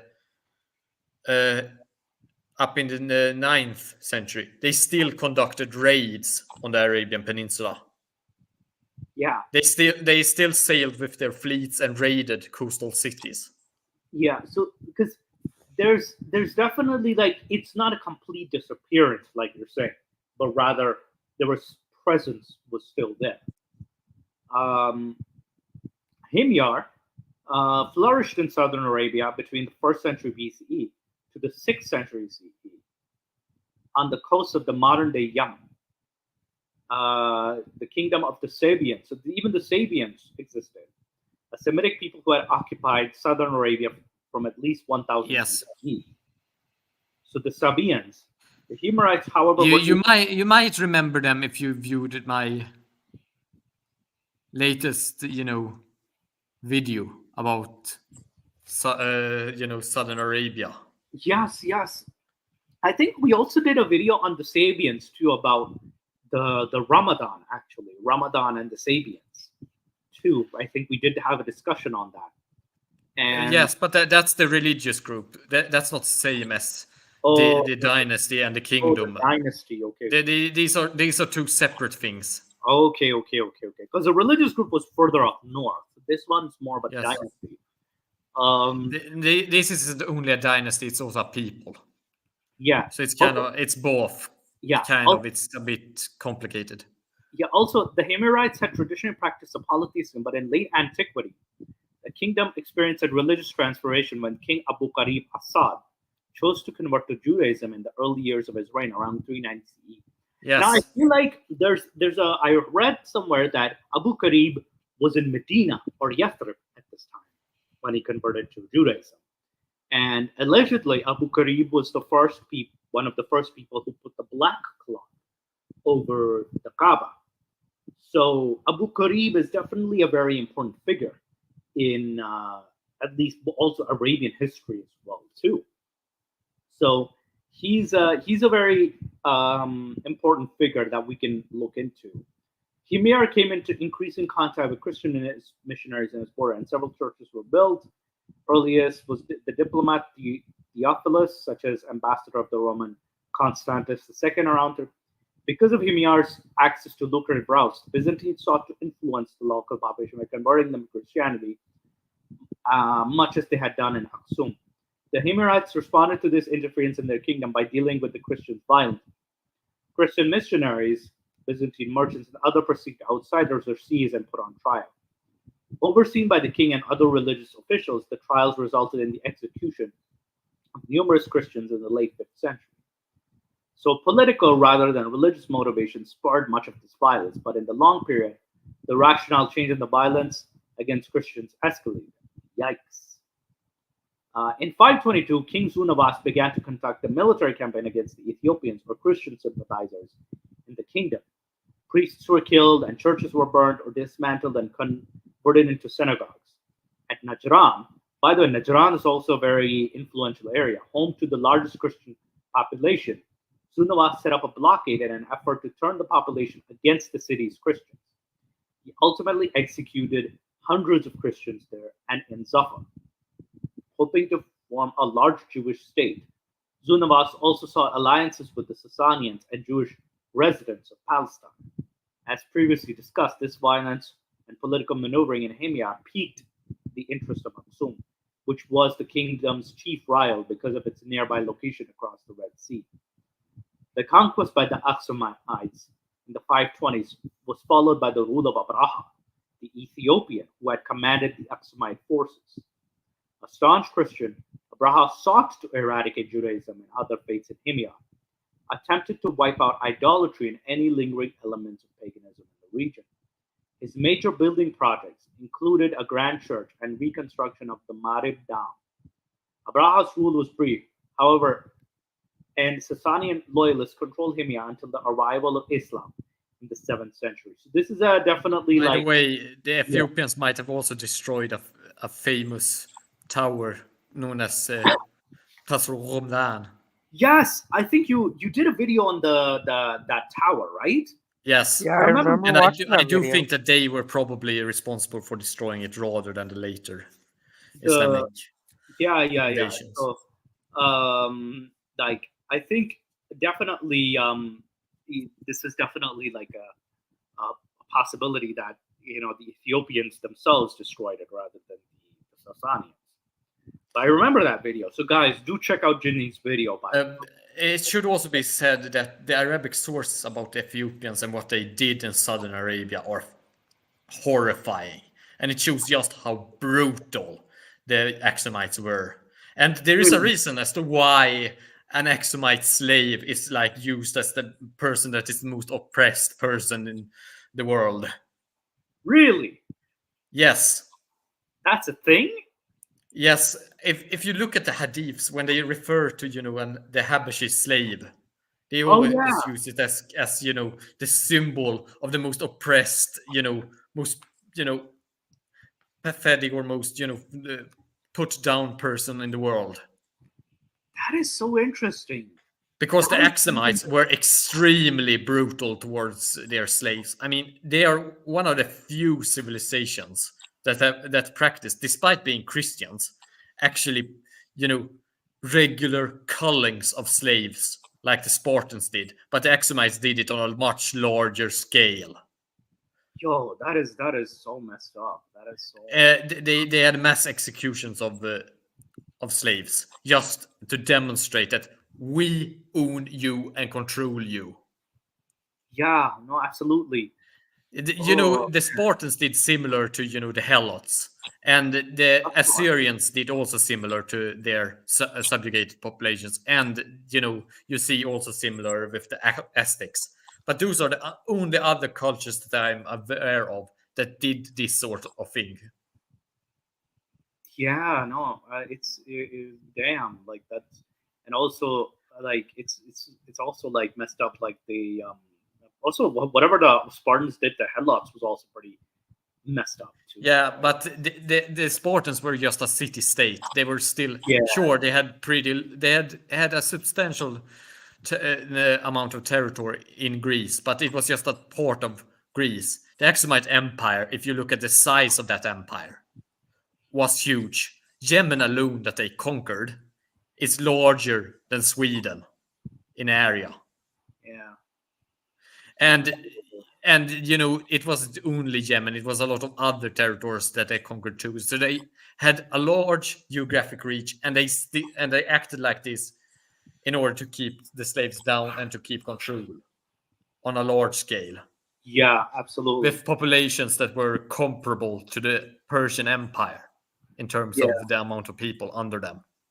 Yeah. So and this was not only, and this was in regular peacetime with controlling the slaves. Imagine how brutal they were towards the Arabs that they conquered when they were in wartime. Cities were massacred. People were trampled under elephants as demonstrations of just executions.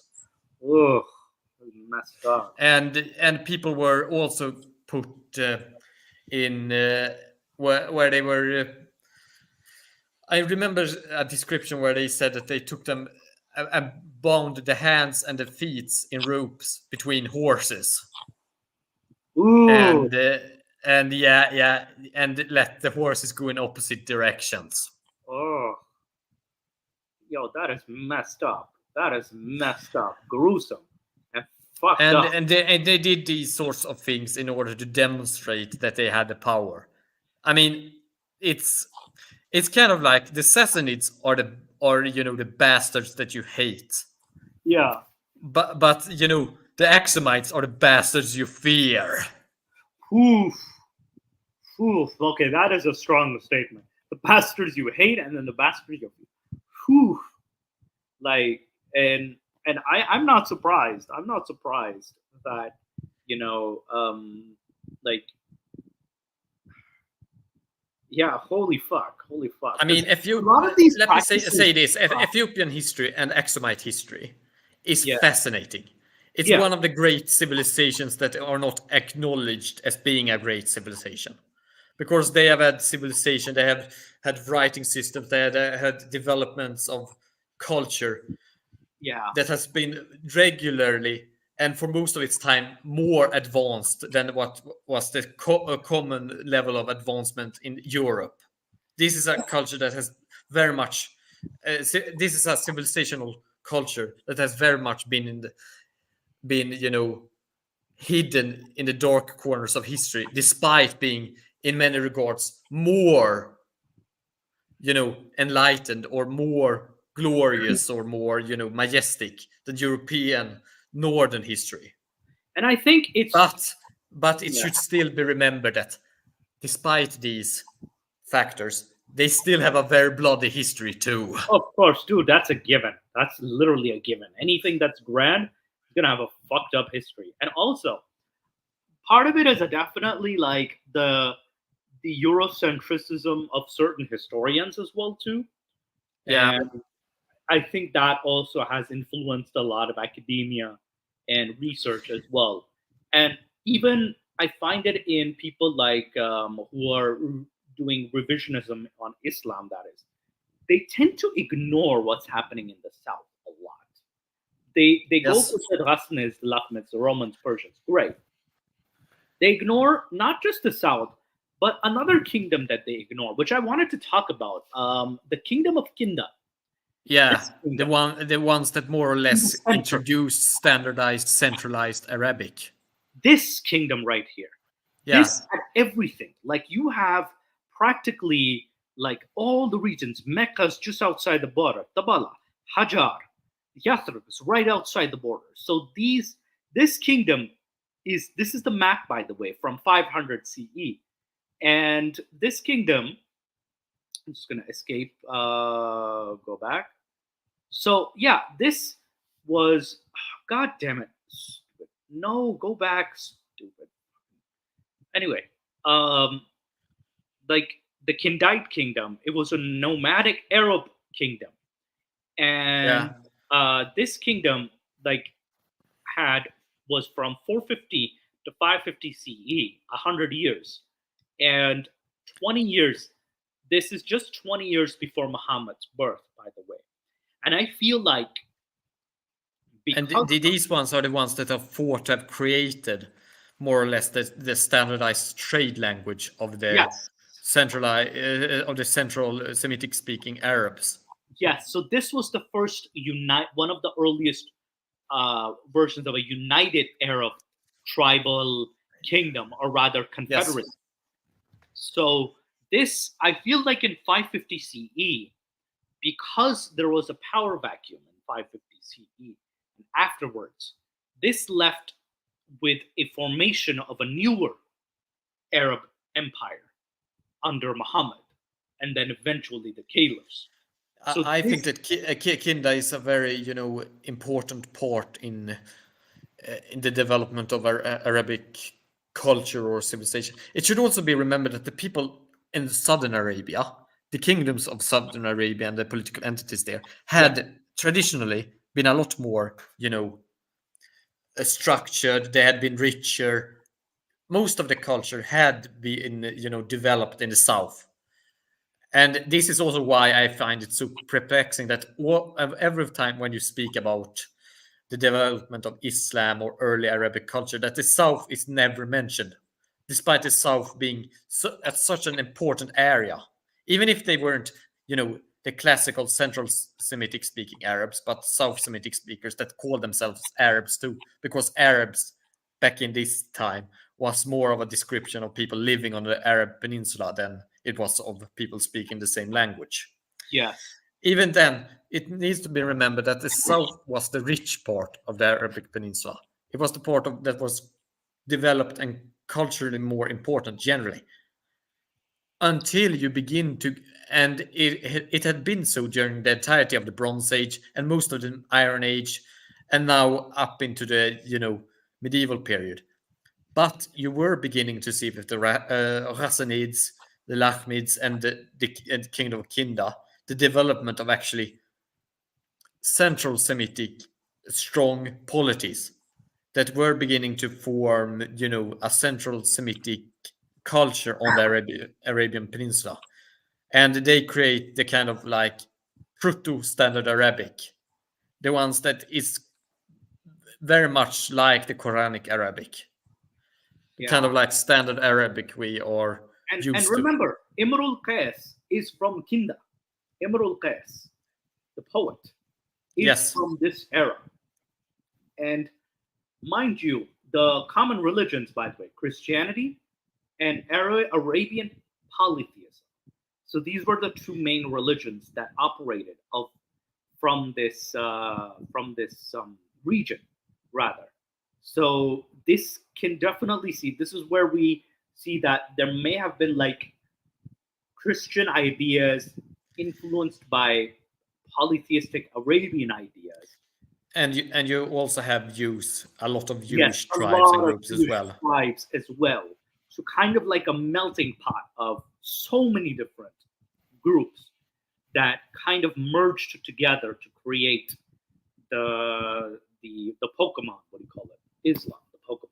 I kind of see it as like the final version, So definitely they talk about like Bani Aqil al-Murad, the family of the South Arabian tribe.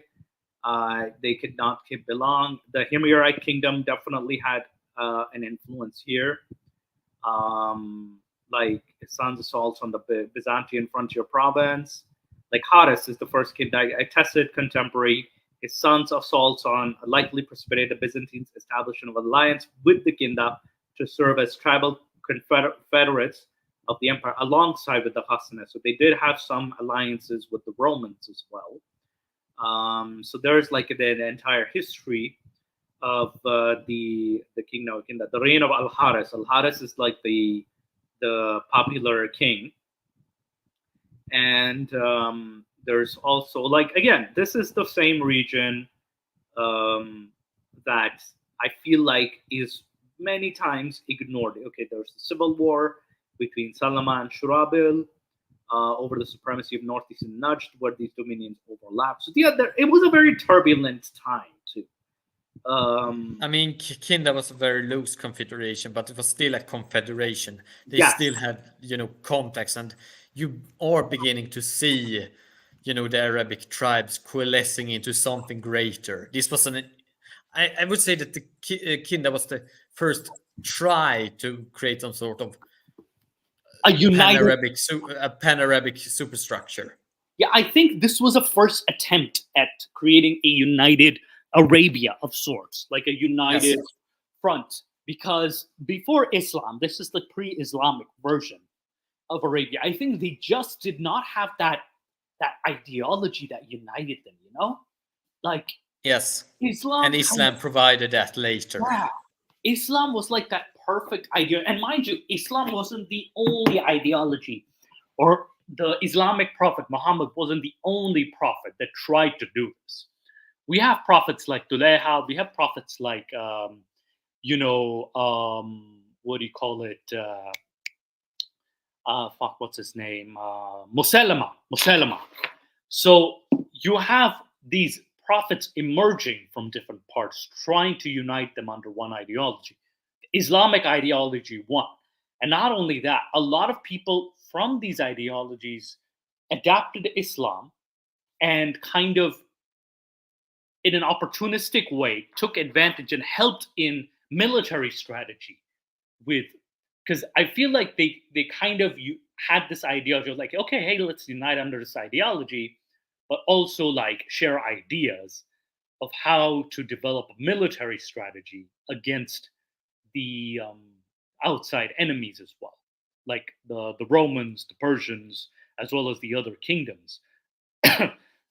So they gradually, and then Islam also provided like an Arab ideology as well too. Like, so it definitely uh, gave rise to the empire itself. So there was an attempt first, it failed. Islam would just happen to be the successful attempt at creating this Arabian confederacy or Arabian empire. Because I see here, like, a lot of people never talk about Kinda, the kingdom of Kinda as well, because there's a lot of interesting history. The wars between Al Harith's sons, and then you have the Al Jan became involved in a war between Tamim and Banu Amr. So you have so many of these tribes that these are powerful tribes, mind you. Their loss at Shibja following the confrontation with Amir at Zunawas contribute to the kingdom's abandonment of the Najj and the Yamama and returning to Harm, the Sasanian conquest, possibly also a major role. So yeah, you have a lot of things happening at this time, and there's this. I think the Kindite migration, like you also have a lot of what do you call it? Because they lost control, Islam was this brought the control back.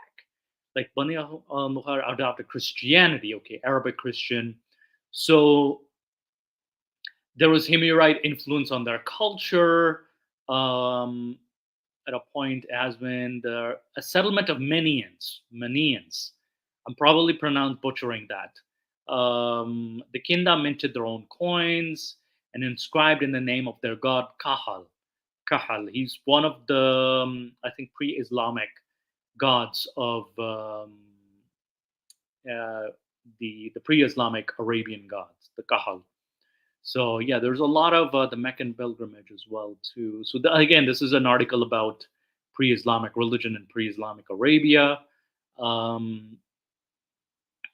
So like a church in Al-Hira, Amr's daughter Hind. Again, there may be some overlap. Oh yeah, Imr al-Qais. I forgot about Imr al-Qais, the Kindat poet king. Became one of the most prominent poets in Arabia, according to Shahid through the history. Poetry, Kinda's roughly century rule in Arabia. Kinda accelerated in development in the standard Arabic language, transcended dialectical difference, and a circumstance that attained its fullest significance with the rise of Islam. So this was kind of like the precedent that set the stage, because Islam wasn't born in a vacuum. It really wasn't. There was and I might point out something. Yeah. I need to point out just how rich the Arabic Peninsula is in this time period. Right. Because we know already by this time period that we have cities with over 100,000 inhabitants on the peninsula. Absolutely. In order to, just to make a little comparison, in the early medieval period in Europe, after the collapse of the Western Roman Empire, Paris, that was one of the largest cities in Europe, had about 20,000 inhabitants. Wait, what? Really? This is around like 400 CE, right? Like the fall of the Roman Empire? A little bit later, because I'm talking about like the 9th century. Right. I think, right. Or rather, like it's later than the 9th, because Paris before that is Aachen, but Aachen has also around just a couple of 10,000 of inhabitants during this period. But Paris rose in prominence and becomes the largest city around 1000, the year 1000, and at the beginning, not the late medieval period. In the late medieval period, it has increased into being a city with several hundreds of thousands. But in the beginning, in the around the year 1000, it wasn't much more than a couple of tens of thousands of people. And in comparison, during this period, just before Islam, we do know that there are a couple of cities that have more than 100,000 inhabitants. Sanaa is one of them. Yes.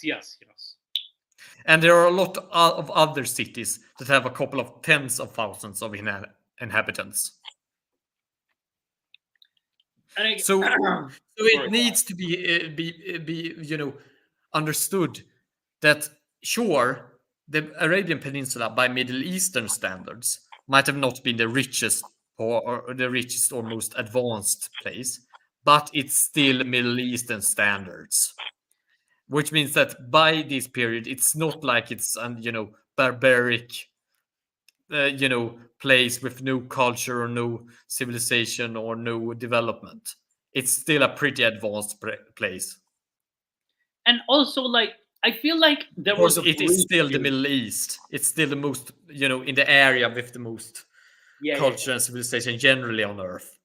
It's Now, kind of also- like we usually look Sorry. down upon, in Europe, a lot of people look down upon Russia as being primitive and the like, but it might just be primitive in comparison to Western Europe. Yeah.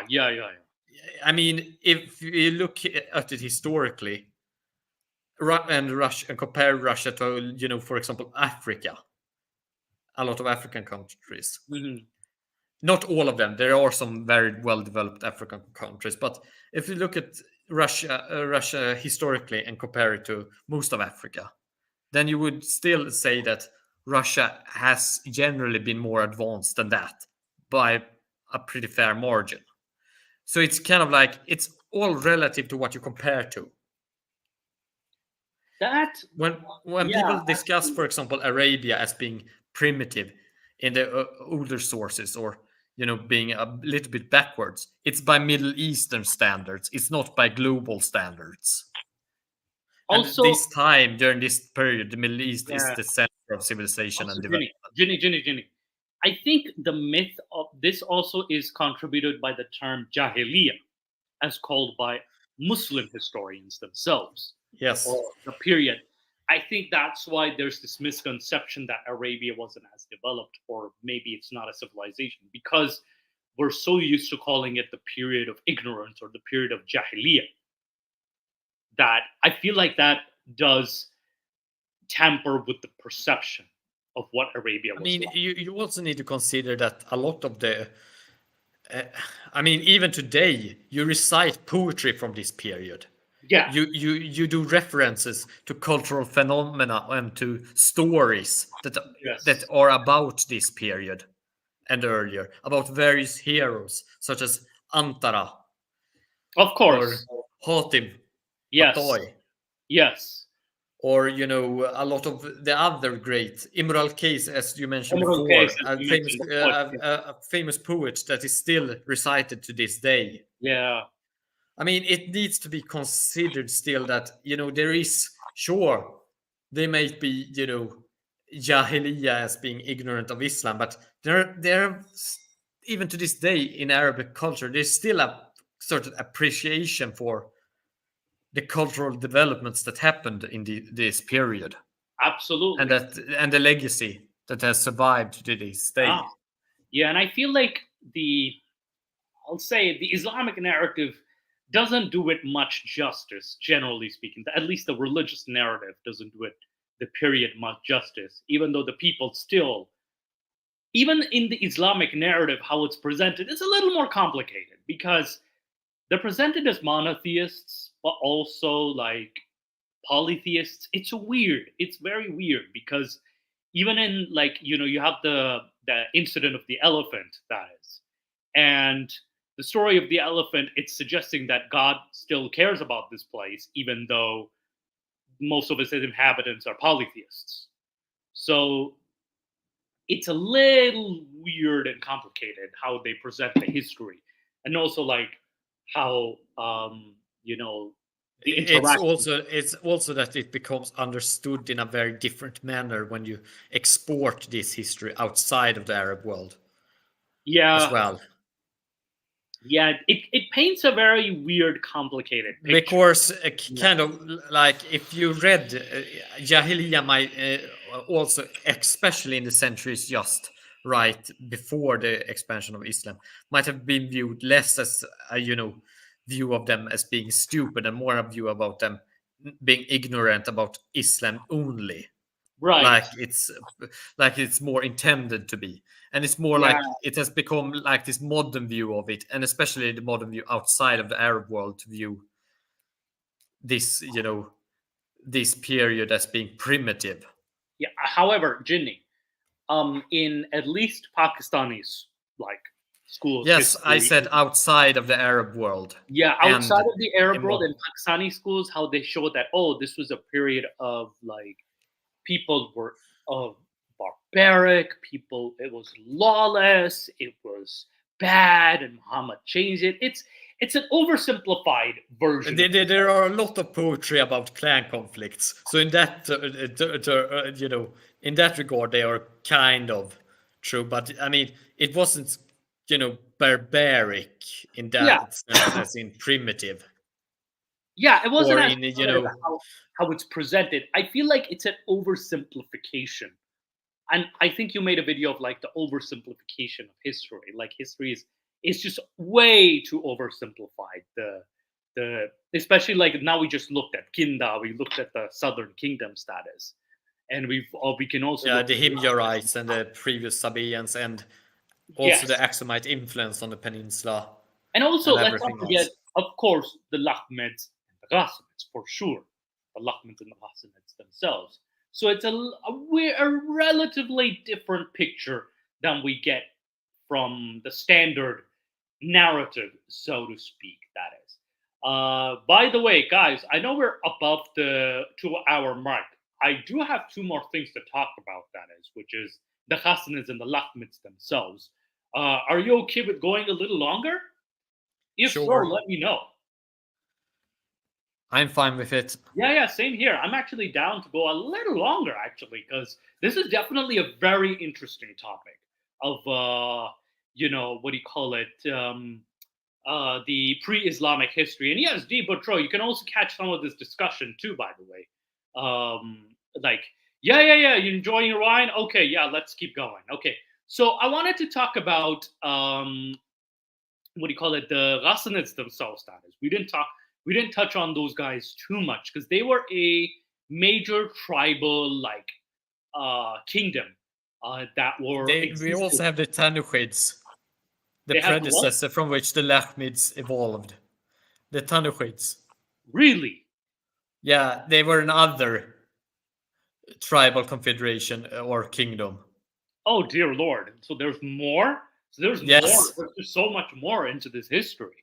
So And the Lakhmids actually, the first of the Lakhmids actually was a tribal sub-chieftain of the Tanuchids. of what? Sorry.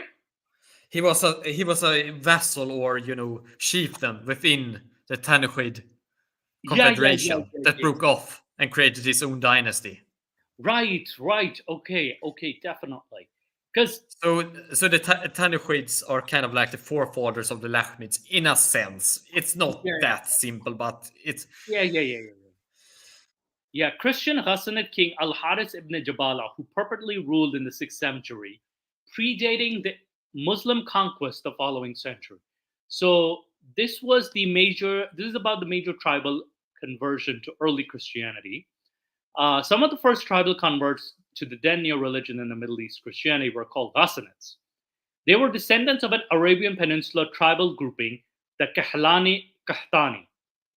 They had moved northward. Might I add something? Yeah.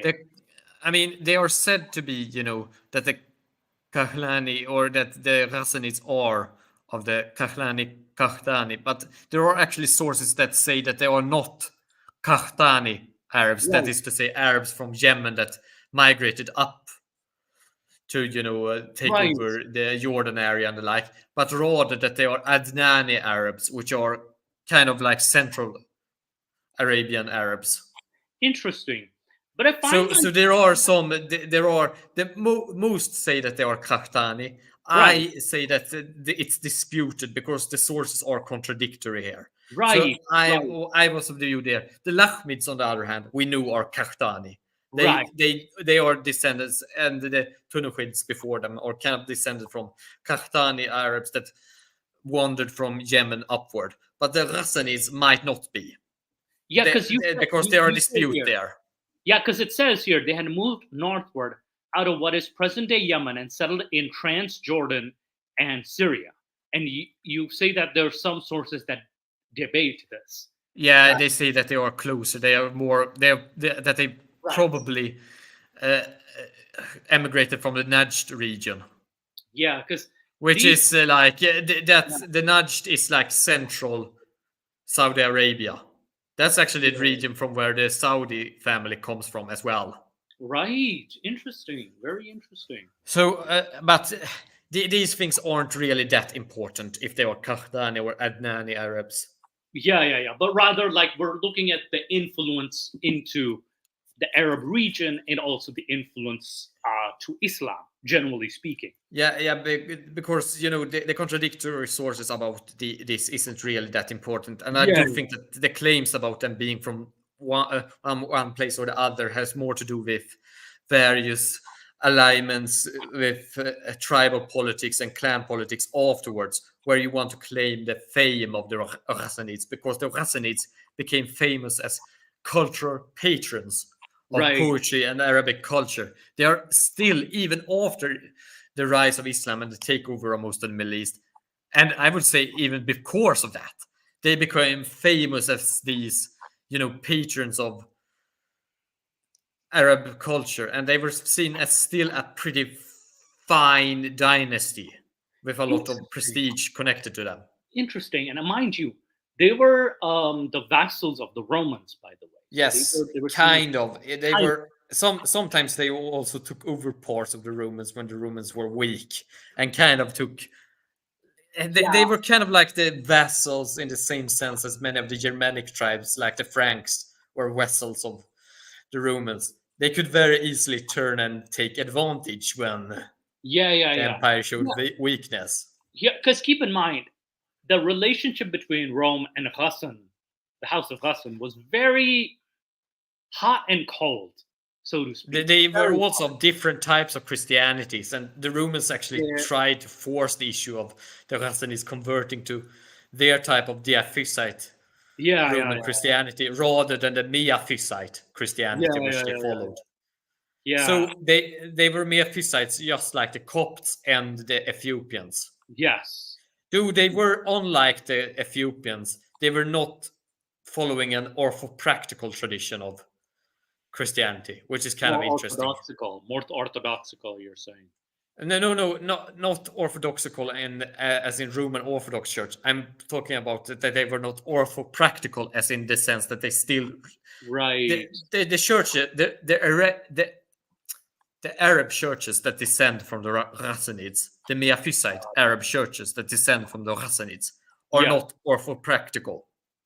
Yes. Okay. So, by the way, let's continue. Today, the Ghassanids are seen as the ancestors of some of today's Syrian and Lebanese Christians, who live mainly in Syria, Lebanon, Jordan, Palestine, and Palestinians inside of Israel, as well as other Arab countries, Latin America, and Arab Americans who immigrated to the United States. Yes. So, and these are, I mean, there are Arabs, natural Arabs that are Christians. Right. And I'm not talking about people that began to speak Arabic later. I'm talking about Arab Christians that, all of their ancestors, even before the time of Islam, spoke Arabic. Yes. And have been Christians and following these Miaphysite Christian churches that exist. Yes, absolutely. Now, Ghassanid and early Christian history, an initial caveat on this is that there's a non-total agreement among Christians originating in the Levant or present-day Syria and Lebanon as to how Arab they are versus non-Arab. Yeah, because there were Christians that were Arabized. Yeah. I mean, they more or less became Arab speakers after the invasions, and then there were also those that claimed that they already spoke Arabic even before the invasion due to the Ghassanids. Yeah, I feel you also see also differences between various church groups, because certain churches do not descend from the Ghassanids but have Arab speakers as well. Yes. So you do have those differences as well here. Yeah, absolutely. Also, there's I read this article once that it said that they were Roman Arabs or Romanized Arabs. so to speak. Is that true though? It's I would say that they were Roman influenced, Right. but I wouldn't say Romanized, because I mean, they still had their own type of Christianity. They didn't Yeah, adopt yeah, yeah, Roman Christianity, unlike a lot of other vassals of the Roman Empire that did. For example, the Franks still converted to Catholicism, and the Roman Catholic Church, which is the Roman Orthodox Church during this time, because the split has not happened yet. That happens, a millennia later, almost. Yeah. And the fact of the matter is that the Rassanids, they do still take influences from Rome. They still, were Christianized and still had contacts with the Roman Empire and still acted as their kind of on and off vassals. But they were very much also their own thing. Yeah. Okay, in this article also states, in the 3rd century AD, an Arab kingdom of the Ghassanids, in Arabic Banu Ghassan, or sons of Ghassan, from South Arabia, now Yemen, immigrated to the area of today's Lebanon, Syria. Again, they could again, this is contested, because some of the sources actually say that they were from the Najd region. There they converted to Eastern Christianity under Byzantium, though they broke with its specific theology, discussed below. They became vassals or clients of the Eastern Roman. They didn't break with their theology. Yeah. They just adopted another type of Christianity. Right. Here they describe it as they broke off from the Roman Catholic Church, rather than the fact that they developed their own Christianity separately. Yeah. It is not that they broke off that they are on heresy from the Roman Church. Rather, they are a separate development. Yes. Was Yemen a Jewish kingdom back then? Yeah. They were back in pre-Islamic times a Jewish kingdom, yes, but then they also got conquered by the Ethiopians that converted them. Yes, absolutely. Can you click up D's comment so that? Oh yeah. Of course. Let me just see. Was Yemen a Jewish king? It was like you can answer it better. Yeah. I already explained that to D before you clicked up the comment. That was why I asked you to put up the comment. Yeah. But yes, it was a Jewish kingdom, but it was also conquered by the Ethiopians and converted to Christianity before Islam too. Yes. So, I mean, the Rassanids, their history actually goes so far back that they were a Jewish kingdom back in the beginning of the Rassanid states, but then they also converted during the time period of the Rassanids as well, due to being conquered by the Ethiopians. Yeah, most of them remained in present-day Syria, Lebanon, Jordan, and Palestine. By the 6th century, Hassanids became a part of what is known as Chalcedon, a grouping of Eastern churches, including Orthodox, Catholic, and Protestant. Chalcedon was the church council where the Maphusite churches, like the Ethiopic Church, the Coptic Church, and the Rassanid descendant churches, as well as some other churches, decided to break up with being in communion with the Roman church tradition, since the Roman church tradition said that Miaphysitism and Monophysitism, which Miaphysitism is a subgroup of, is a heresy. It's not true Christianity, so they broke up. Oh, okay. Of course, it's going to be the heresy. So but they weren't really unified to begin with. It was just like before that church council, all of the different churches, like the Miaphysites of the Rassanids and the Copts and of the Ethiopian Tawahedo Church, said that we are all Christians. We are separate churches. We are all united in the true faith. Afterwards, they said, no, we are not all Christians. Of course. First they're like, oh, we're all united. No, we're not. But it's not like they were one unified church before that. They were separate churches, but separate churches that still recognized each other as being Christian. Yeah. By the way, this is something you mentioned earlier. The Hassanids adhered to the branch of Christianity whose professed belief was in Christ's divinity and humanity as fully embodied in one person. This doctrinal position is known as Miaphysitism. Miaphysitism. Yes. It differs from monophysitism, which avers that Christ has only one, a divine nature, thus negating his human side. It's Miaphysitism is more considered a subsect of a subgroup of monophysitism. Physitism, okay. But what they are more describing there is less monophysitism and more monotheism, which is Right. that Jesus only had one divine nature, Yeah. which is further different from Miaphysitism, in where it's both divine Yeah. and human, but only one nature. Yeah, it explains that. These discussions of theology are quite complex, and we should not be bogged down in them. So let's continue. Yeah, the first two natures of Christ is the human nature being received from his mother Mary, his divine nature from the eternity of God the Father. Thus, under Miaphysitism, Christ was divine and human both at the same time. While seemingly splitting hairs in these positions on the nature of Jesus were very important in establishing the early roots branches of Christianity. The Council of Chalcedon settled the issue in 451 AD, asserting Christ as equally. The exact statement is that Jesus. The Hassanids were a powerful tribe. You go up a bit. You didn't finish there. Exactly. The exact statement that Jesus is perfect both in a deity and in humanness. This self-same one is also actually God and actually a human. This is Diaphysitism, which the Chalcedon Church Council established as the true Christianity. Right. But it didn't. When they say they settled the issue, I mean it's more like the Roman Church decided that this is the only true view, and everyone else is a heretic. It was just like by a show of hands, and then it's like, okay, yeah, everybody else is a heretic. It wasn't a settled issue. People still had like issues with this. I mean, if you look at the Ethiopian church, that church has still over 80 million adherents that are Miaphysites, and you have the Copts in Egypt that are still a couple of million too, and you have some of the minor Miaphysite churches that are a couple of 100,000 here and there. Yeah, these are still rather large groups of people. Yeah. Also, the Hassanids, this is in the Islamic, were a powerful tribe, eventually forming a series of kingdoms aligned initially with the Byzantine Empire or Roman Empire. They served as a buffer against incursions from the south, including Arabia, while at the same time securing their political and commercial interests in the region. They ruled in variously named kingdoms, commencing around the early 3rd century AD or AC or CE, continuing up to the Muslim invasion in the 7th century. 30-some kingdoms under the Hassanids reigned during the period comprising the 3rd, 7th centuries AD.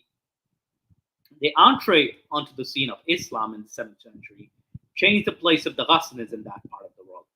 Their bond with a single Christianity was severed, some of them staying with the Byzantine Chalcedon, others identifying with different sects of the faith, and yet others keeping their Christian faith, while others taking the side of the Muslim armies as a way of retaining pride in their Arab origins.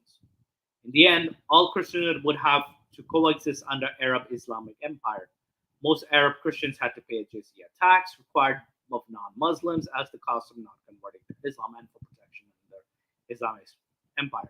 And also, this is also very the thing about also I know on a side note about jizya is that, and I think we have to mention that jizya had no upper limit, and this was money to not be killed.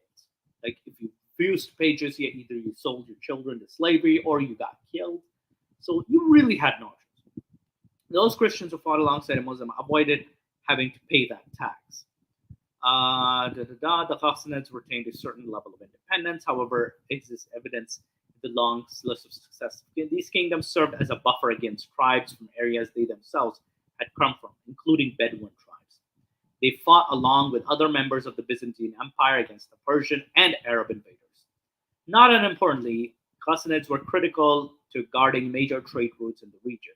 However, during the 7th and subsequent centuries, they began to lose their identity as a political and tribal force as they became dispersed over the region. And I think this also happened that the Islamic Empire kind of replaced them, so to speak, like especially the Umayyads, well, before pre-Umayyads, like the... I actually think that a lot of the stuff that the Umayyads did early were taken directly from the Ghassanid court.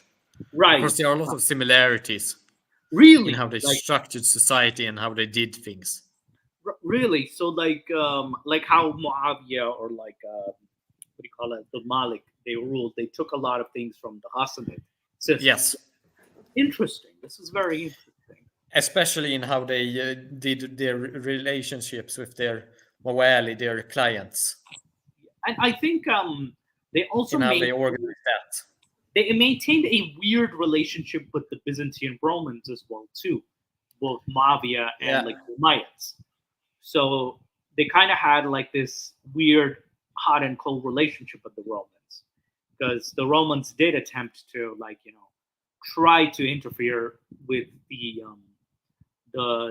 war between Muawiyah and Ali, and Muawiyah did attempt to take over Constantinople, albeit failed.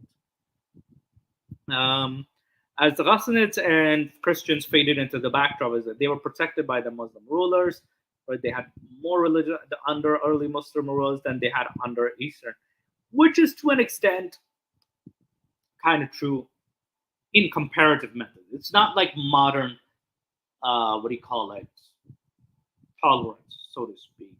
It was just comparative tolerance. So it's a little like complicated, because again, Christians were still like the underclass, so to speak, the second class citizen. They Ghassanids supported the Muslims did not necessarily convert, just in part because they maintained their status and nobility and controlled parts of what today is Syria.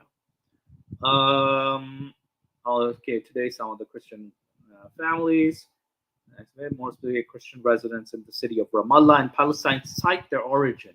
The Arab tribe, historically known as Al-Ghassasina. Several clans in the place of Jesus' recognized birth. Bethlehem claimed a Ghassanid Christian origin. Many of them immigrated to Latin and North America and Europe and other parts of the world. So this is a very interesting, brief history about, Ghassanid, the Ghassanid tribe, and we still have some of their descendants, alleged descendants today as well. Too. Yeah, there are still people that claim descendants from them, and claim there was even a Roman emperor that claimed descendants from them. A Really? late Roman empire in the Byzantine Empire. Really? Well, I think it was the Nicephorus dynasty that did.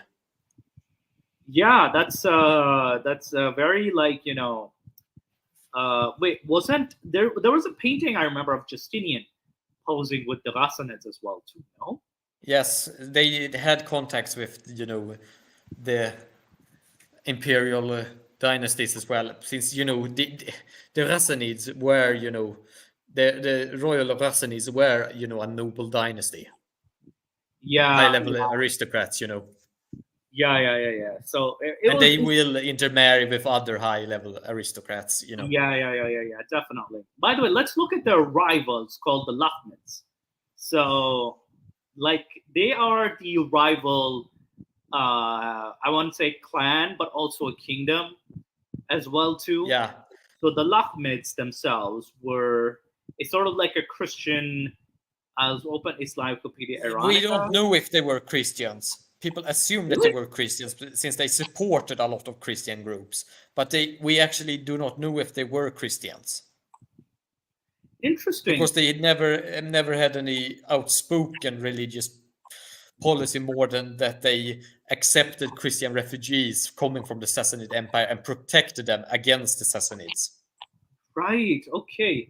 Because I know, it says here, Lakhmid history of the 4th century is poorly documented, but we have more information from Greek, Syriac, and Arabic sources about their kings in the 5th century. Noman, called the One-Eyed, reportedly the builder of the 2 palaces in Hira. We also have the Arab dynasty that ruled in central Iraq with their capital Hira for roughly 3 centuries. By the way, Hira was also one of the centers of the Eastern Christianity as well too, from about 300 to 602 generally, but intermittently as allies and clients of the Sasanian kings of Persia, with especially close links in the 6th century when the Lakhmids were bulwarks of the Sasanian position in Iraq against Byzantium and its Arab allies in Syria, the Ghassanids. Together with the rulers of South Arabia and the Ghassanids, the Lakhmid rulers are accorded to, in Arab tradition, the designation of kings, Moloch or Malik. The Lakam were an ancient Arab tribe that accounted in Arab legend as Yemeni in origin. Again, this is Arab legend as Yemeni in origin, but found in historic times outside of the Arabian Peninsula in Iraq and Syria. The Proto-Arabic inscription of Namara in southern Syria of 328. By the way, Mos, it's pronounced Moluk. Moluk. Okay, Moluk. With a long U, Yeah. Molu, or long sound after. Yeah, my apologies. Moluk. The Proto-Arabic inscription of Namara in southern Syria of 320 describes the Lakhmid ruler Imru al-Qais. Interesting, another Imru al-Qais. Yeah, he is not associated with the Imru al-Qais, that is the poet. In Kinda. By the way, he called himself king of all Arab. Oh, they write it even there. In fact, I actually have the inscription. Really? Of, a photocopy of the inscription. Really? That's fascinating. Where he states that in old, what is called in early Arabic script. Interesting. Very interesting. That would be very interesting. In reality, the Lakhmid family had only recently come to prominence at the end of the 3rd century, when Amr bin Adi made Hira his capital and attempted to extend his power across the Syrian desert into northern Arabia. By the way, Hira was known as the White City because it was built in white marble. Right, and Hira is where modern-day Kufa is, by the way. Modern-day Najaf and Kufa is close. It's a little bit away from there, but it's very close. Right. Okay, so it's within the same area. So it's definitely in the same area, but Hira was also known as the White City because, as I said before, it was built in white marble. And just the fact that it was a very large city built like that gives an indication about how important trade was and how much richness actually was, connected to the Arab world, the pre-Islamic Arab world. And it was also this richness that probably tempted the, Sassanids to eventually just take it over. The Lakhmids, yeah, overtake the Lakhmids. So I feel like the Islamic expansion was probably helped by Lakhmid Arab frustration with the Sassanids. Would you think that would be the case?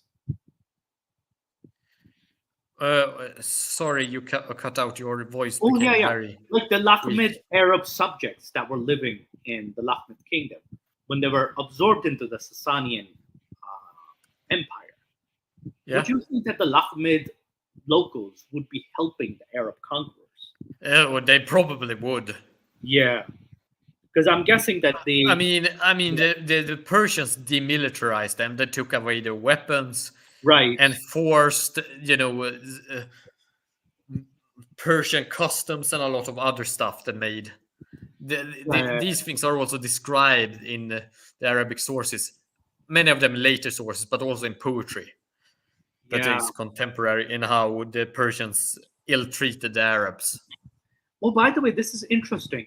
His son Imru al-Qais first acted as governor of Amr bin Adi, but then moved westwards into Syria, became a Christian, and went over to the Byzantines. In general, however, again, we don't know if he really became a Christian. It's this is kind of speculated on more because he began to act favorably to Christians. In general, however, the Lakhmids remained strongly pagan, almost to their end. Again, we don't even know if they were pagan either. It's kind of like we don't know about their religious affiliation because at one moment they are tolerant towards pagans, but they are also very tolerant towards Christians. Yeah, I feel like the truth is somewhere in the middle.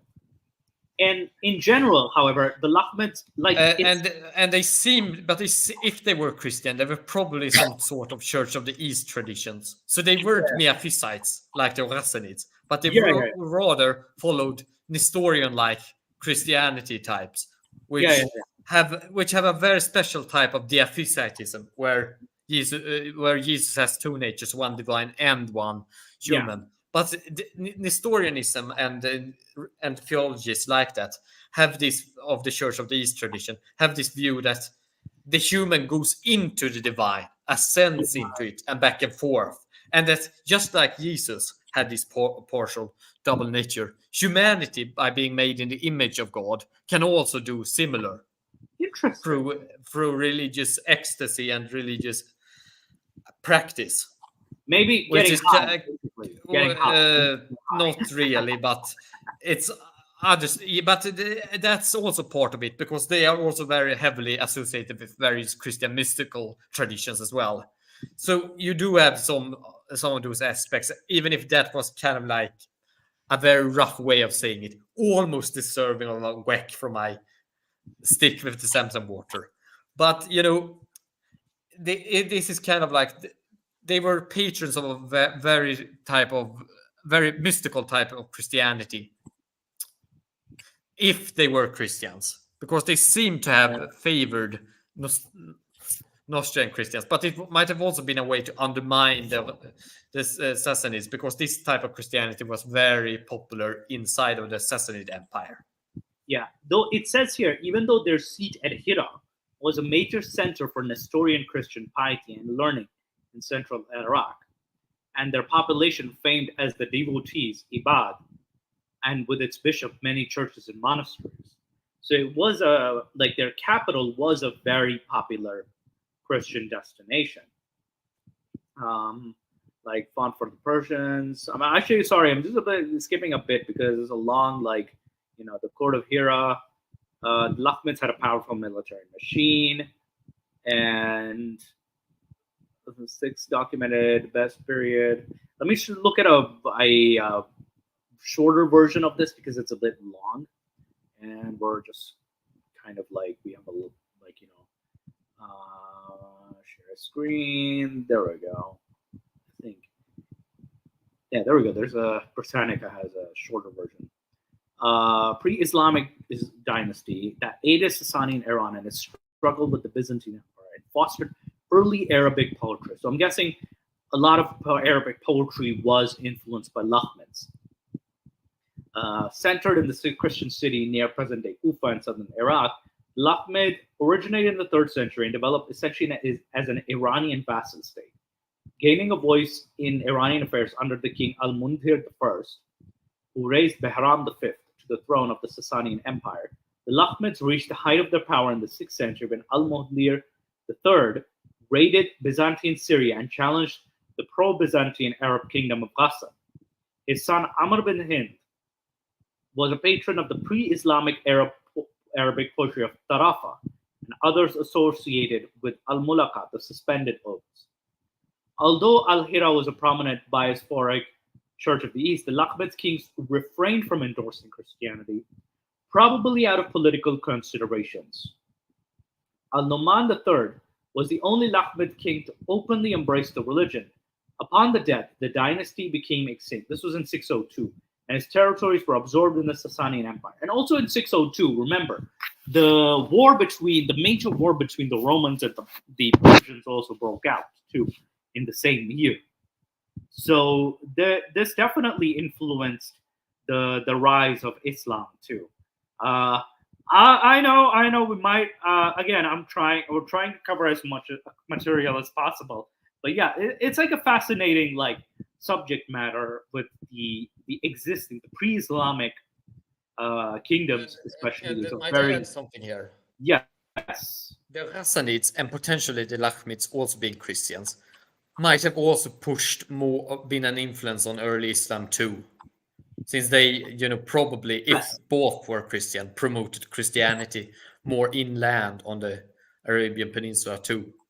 Yes. I mean, they promoted the Arabic culture generally by being patrons of Arabic culture. I don't see why they wouldn't have promoted religion too.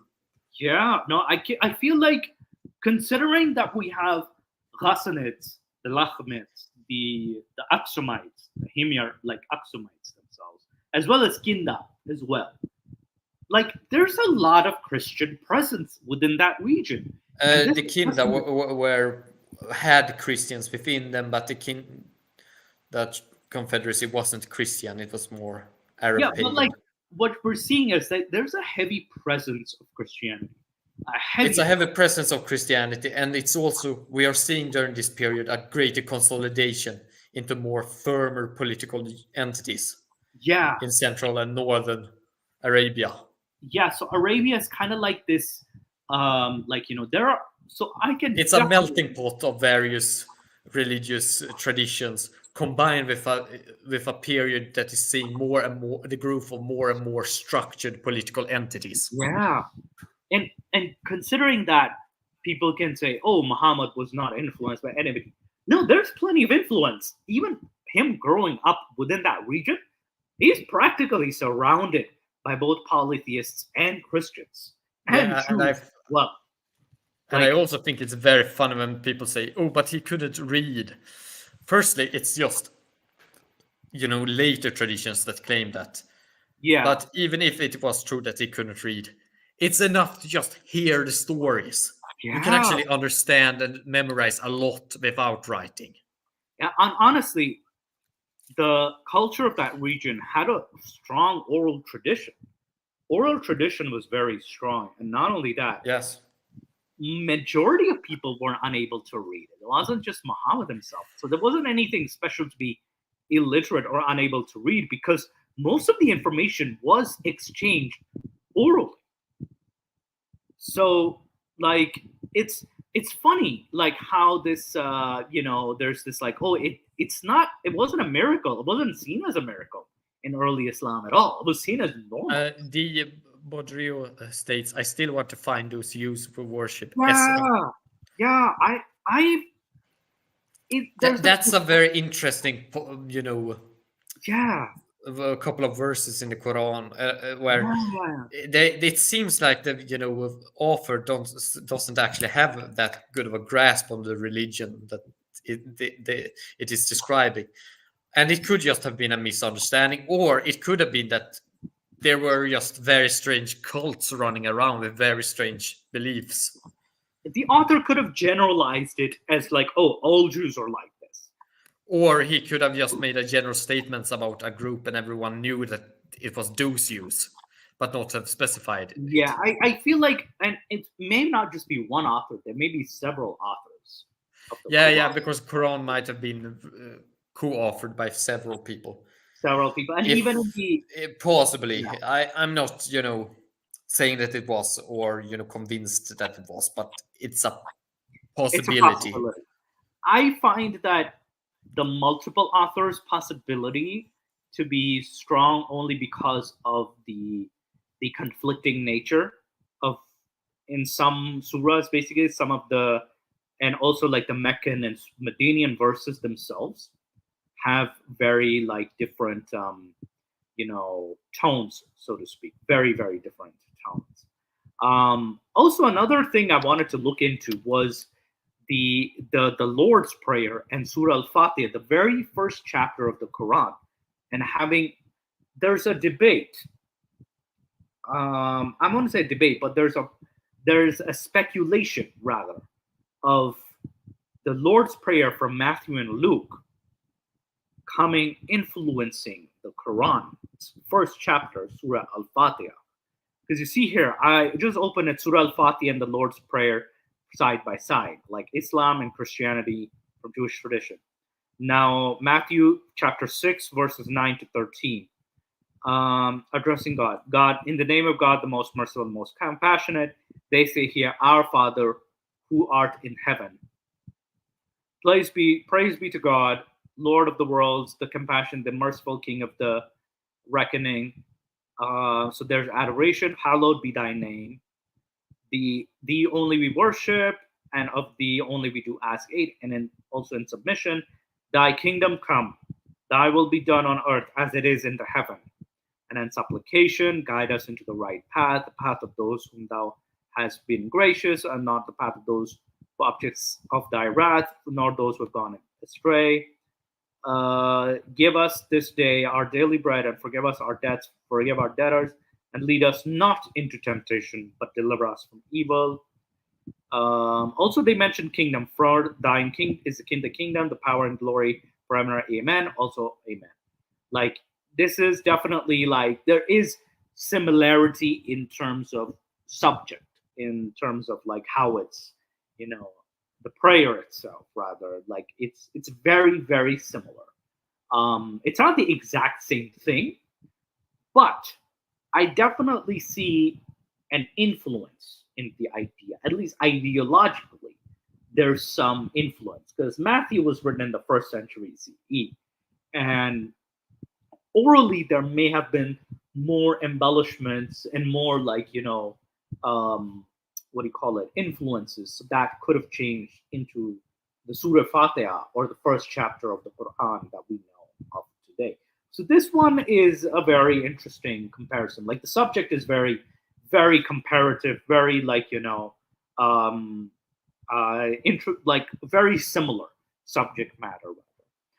Other things that I wanted to also look into was the sleepers of the cave, that is the Ashab al-Kahf or Ahl al-Kahf that we call them.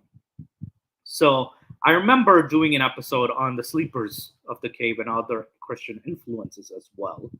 And this one is basically we have the seven sleepers. So this is the Quranic verses, which kind of, let me just do, how do I do slideshow? So the Quranic verses, chapter, oh God, okay, 18 verses 9 to 26. Or have you thought of the companions of the cave? Among the signs, when the youths retreated to the cave, our Lord grant us from yourself and mercy. So we cast them a cover of sleep. We awake them and we might show you two factions in precise to what count, what extent they remain in time. So ideally, like the Quran's version of the story. Oops, 1 second. One to another. So like they had slept for like, let's say 309 years. God damn it, what is happening? Anyway, the story. So this is the cave within a number of years, where is 300, like they sleep for 309 years in the Quranic version of the story. Where is the we turned left, your dog stretched out. So if you had looked at them, you would have turned them in flight. Actually, I don't have the full Quranic story. 1 second, I don't have the full Quranic story. Let me just pull out the full Quranic story. 1 second, Quran. I'm just gonna open the Quran itself too. Chapter 18, verse 9 to 26. Let me just share the screen. Sorry, guys. I'm just gonna open this. Okay. So yeah, do you suppose the companions of the inscription were amongst our wonderful signs?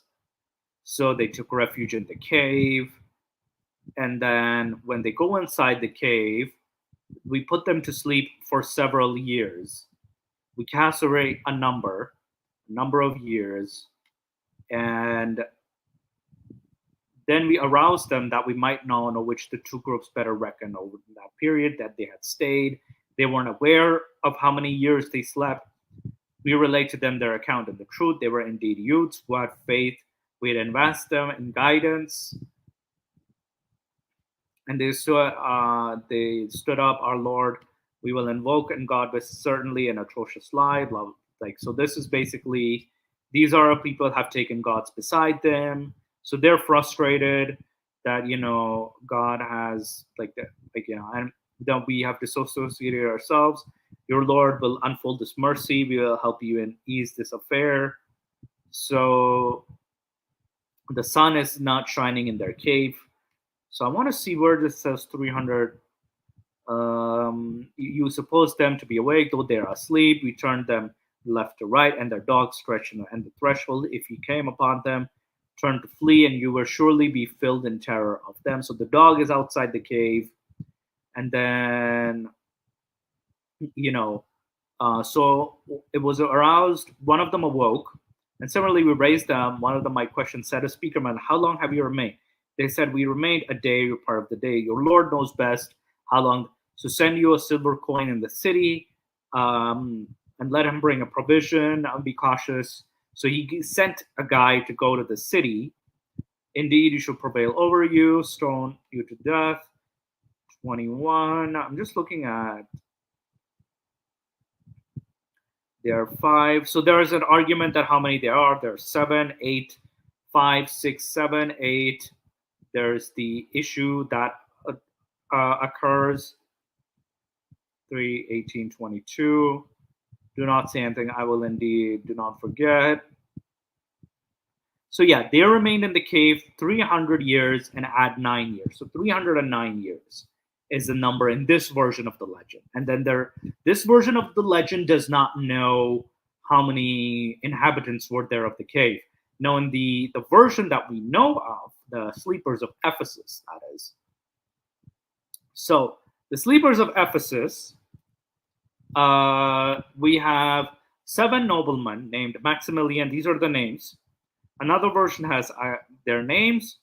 They were Christians living under Emperor Decius around the year 250 CE. The emperor finds out they're Christians and tells them to reconsider their faith. When he returned, he found out that these 7 men gave their property to the poor and hid in the cave while awaiting the execution. The emperor ordered the cave wall was to be sealed, burying them alive. Then in the reign of Theodosius I, either 379 or 408, the empire at this point is Christian. A rich landowner had the cave wall open. The 7 went inside, woke up. Diomedes came to Ephesus and was surprised to find crosses all over the city. People couldn't understand how he has such an old coin. Emperor Theodosius meets the sleeper. They share their story. They die praising God after the long discourse. The emperor wants to build a tomb, but the sleepers, come in his dream and tell them to bury them in the cave. He buries them in the cave and it's adorned with precious stones. Every year a feast was kept from then on. So this is the version of the story. This was written, I think, by Jacob the Syrian. So this is a very famous Christian story. And this story was taken in is one of my strongest, at least convinces me that Islam adopted a lot more than from Christianity, because it adapted like literal Christian legends into its, is the kind of thing I could not. Sleeping for 3. When priest said Adam lived for 9, I burst out laughing as I thought he was joking. Now. I know, right? It was like, for me, when I looked into the story, I found that there were several inconsistencies with the Christian and like Islamic versions, but also the fact that, like, in the story, Muhammad didn't know the details of the story, unfortunately, or at least the author of the Quran didn't know the details of the story, so adapted the story. Probably took local variants of the story and adapted the story. So this is usually the story itself, the standard narrative shows that Muhammad probably did not know the story and only took the local versions. Then we also have the Alexander Romance, the Christian version of the Alexander Romance, which, we have the Quranic story, which shows Zulqarnain, God, like basically this is, they will ask the Zulqarnain, I shall recite you a remembrance of him. Lo, we made him strong. Till then we said, Zulqarnain, either punish them. So basically this is, Zulqarnain is the 2-horned one.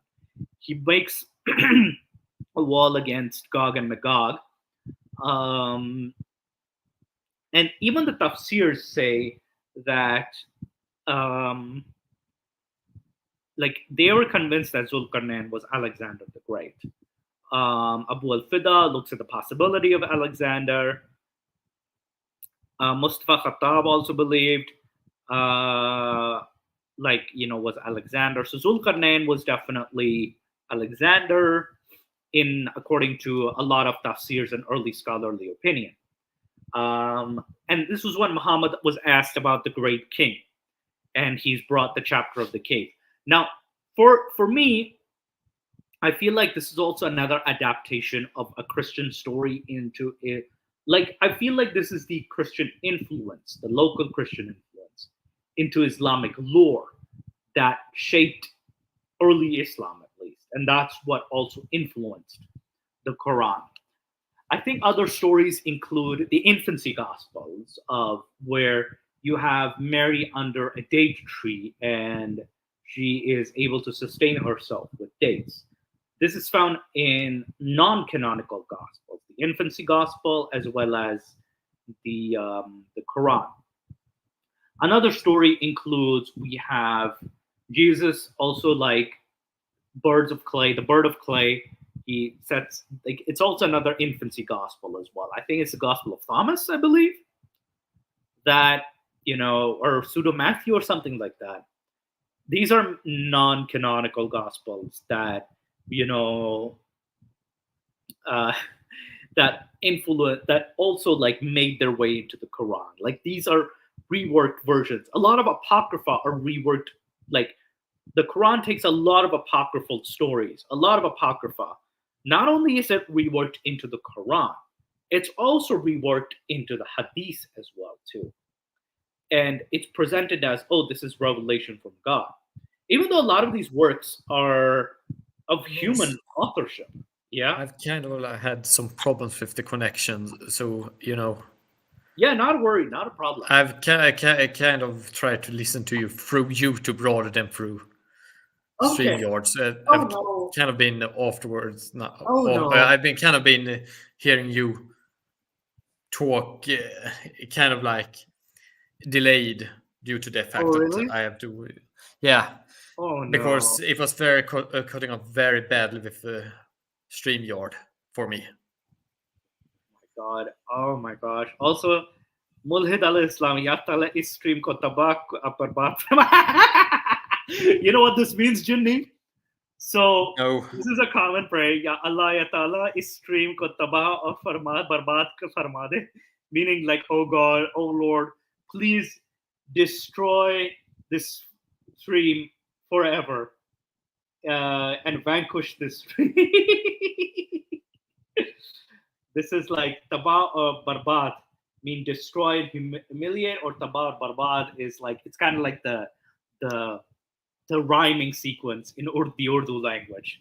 But yeah, Jinni, you had something to say? Not that much. Well, more than not more than the fact that I think that a lot of Quranic stories might be taken from Apocrypha, as you say, but they may have also been taken from Ethiopic traditions, because the problem with the or not the problem, but the structure of the Ethiopic church is kind of like this.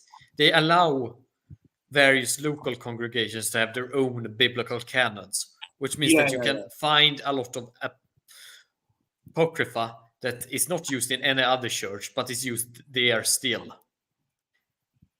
Which is, I think someone covered this too, like the Ethiopic church recognizes a very different canon. Yeah, they don't even have a true standardized canon. They have what they call the little canon, which are all the books that are considered canonical. But then they have the greater canon, which are all the other books that every little subgroup within the church or congregation might consider canonical too. Yeah. So, and it's not always that the little canon has preference over the greater canon. Because Jinni, remember, a lot of people say it was the Syriac version of the Alexander Romance that influenced the story. But I argue that there are other versions of the Alexander Romance that also influence the story. Ethiopic version, for sure. Definitely, there's the Ethiopic version. There's also like other variants, like the Egyptian variant. There was a study about the Didascalia and the Ethiopic Didascalia, which is different from the Didascalia found in the Syriac version. Yeah. Because it's much more legalistic. The Ethiopic Didascalia is much more about law and the like, versus the Syriac Didascalia, which is it's a text that probably shares an origin with the Ethiopian. Because it shares a lot of similarities in a lot of the in the beginning, in the non-law based Yes, areas. yes. But the Ethiopic Didascalia has a lot more law. No, cat, you cannot walk on my computer board here. Sorry, I have a cat. And he kind Oh. of thought that it would be good to, jump up on the On the computer board. yeah, and try to jump on the keyboard. That's okay. But yes, but I do think that Ethiopia and the Ethiopic Church, or as it was back then, the Exomite Church, is a Absolutely. very much underrated part in when it comes to studies of what could have influenced Islam. Yeah. And I Because think we need to refocus more upon the south yeah. of Arabia. Absolutely. Also, by the way, we passed the 3-hour mark, and now we're gonna end the discussion here.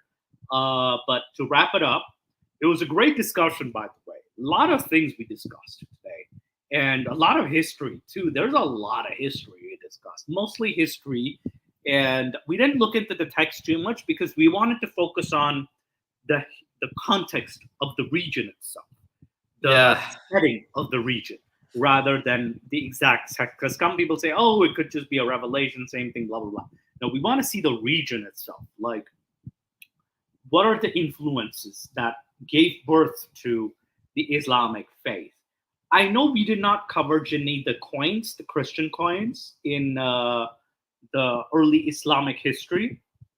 Yeah. The crosses on the coins. I forgot to mention the crosses. I know you did. I argue that they are just due to general, like my view, laziness, but slowness in administration reforms. Yeah, so my view and is that, and logistical reasons for not changing it. Yeah, and I respectfully, my view disagree would be that, because I feel like this is probably early Islam, but it's just more Christian. Now, both are their arguments, but I think I want you guys to check out Ginny's video on the coin status, because I think he goes in more detail in the coins. And my view, however, is that the coins definitely reflect a sort of like a Christian belief, at least in the region. But Ginny has great points. It could just be fucking laziness too on the administrative. Not so much laziness as the fact that it's logistically hard to standardize coins and all over a great empire that you have recently conquered. So it's better to just continue with slight variations. And it takes time and a lot of skill to make also new dice and molds. Because it's not only dice where you strike coins. Because usually in Europe coins were stricken, but in the Middle East coins were not only just struck by dice, but they were also melted like medallions in molds. So you have both, and those also required a lot of other work around them. Yeah, mind you, Ginny, also we also mentioned this earlier. This is a lot of infighting and outward fighting was also taking place during. So they couldn't really. They probably didn't prioritize getting rid of the crosses from the coins. Yeah, maybe, and that's a maybe. However, a pro argument would be they're going out of their way to put themselves on the cross of the coin. So it's a little sus. So again, they still had Zoroastrian symbols as well on the Persian coins, which is my argument as to why it had more to do with just general slowness of changing it. So they just changed it slowly. Yeah, though there still could be a possibility. I'm still not completely eliminating the possibility of a Christian Islam rather than the Umayyad and Rashidun Islam may have just been more Christian, but then probably slowly it could also be that they had Christian subjects now and they wanted to still keep. That was what I also argued, that it was more about keeping things as they were, to not show that you weren't here to impose an entirely different and again way of life. And again, there's no conclusive answer, at least before the reign of no there isn't. Yeah. So anyway, I think we will end the stream here. I'm seeing you guys on Discord. Drastic, I'm Same. seeing you on Discord as I well. will be So on Discord guys too. there. See you All there. right. See you there. Bye now. Ma salama.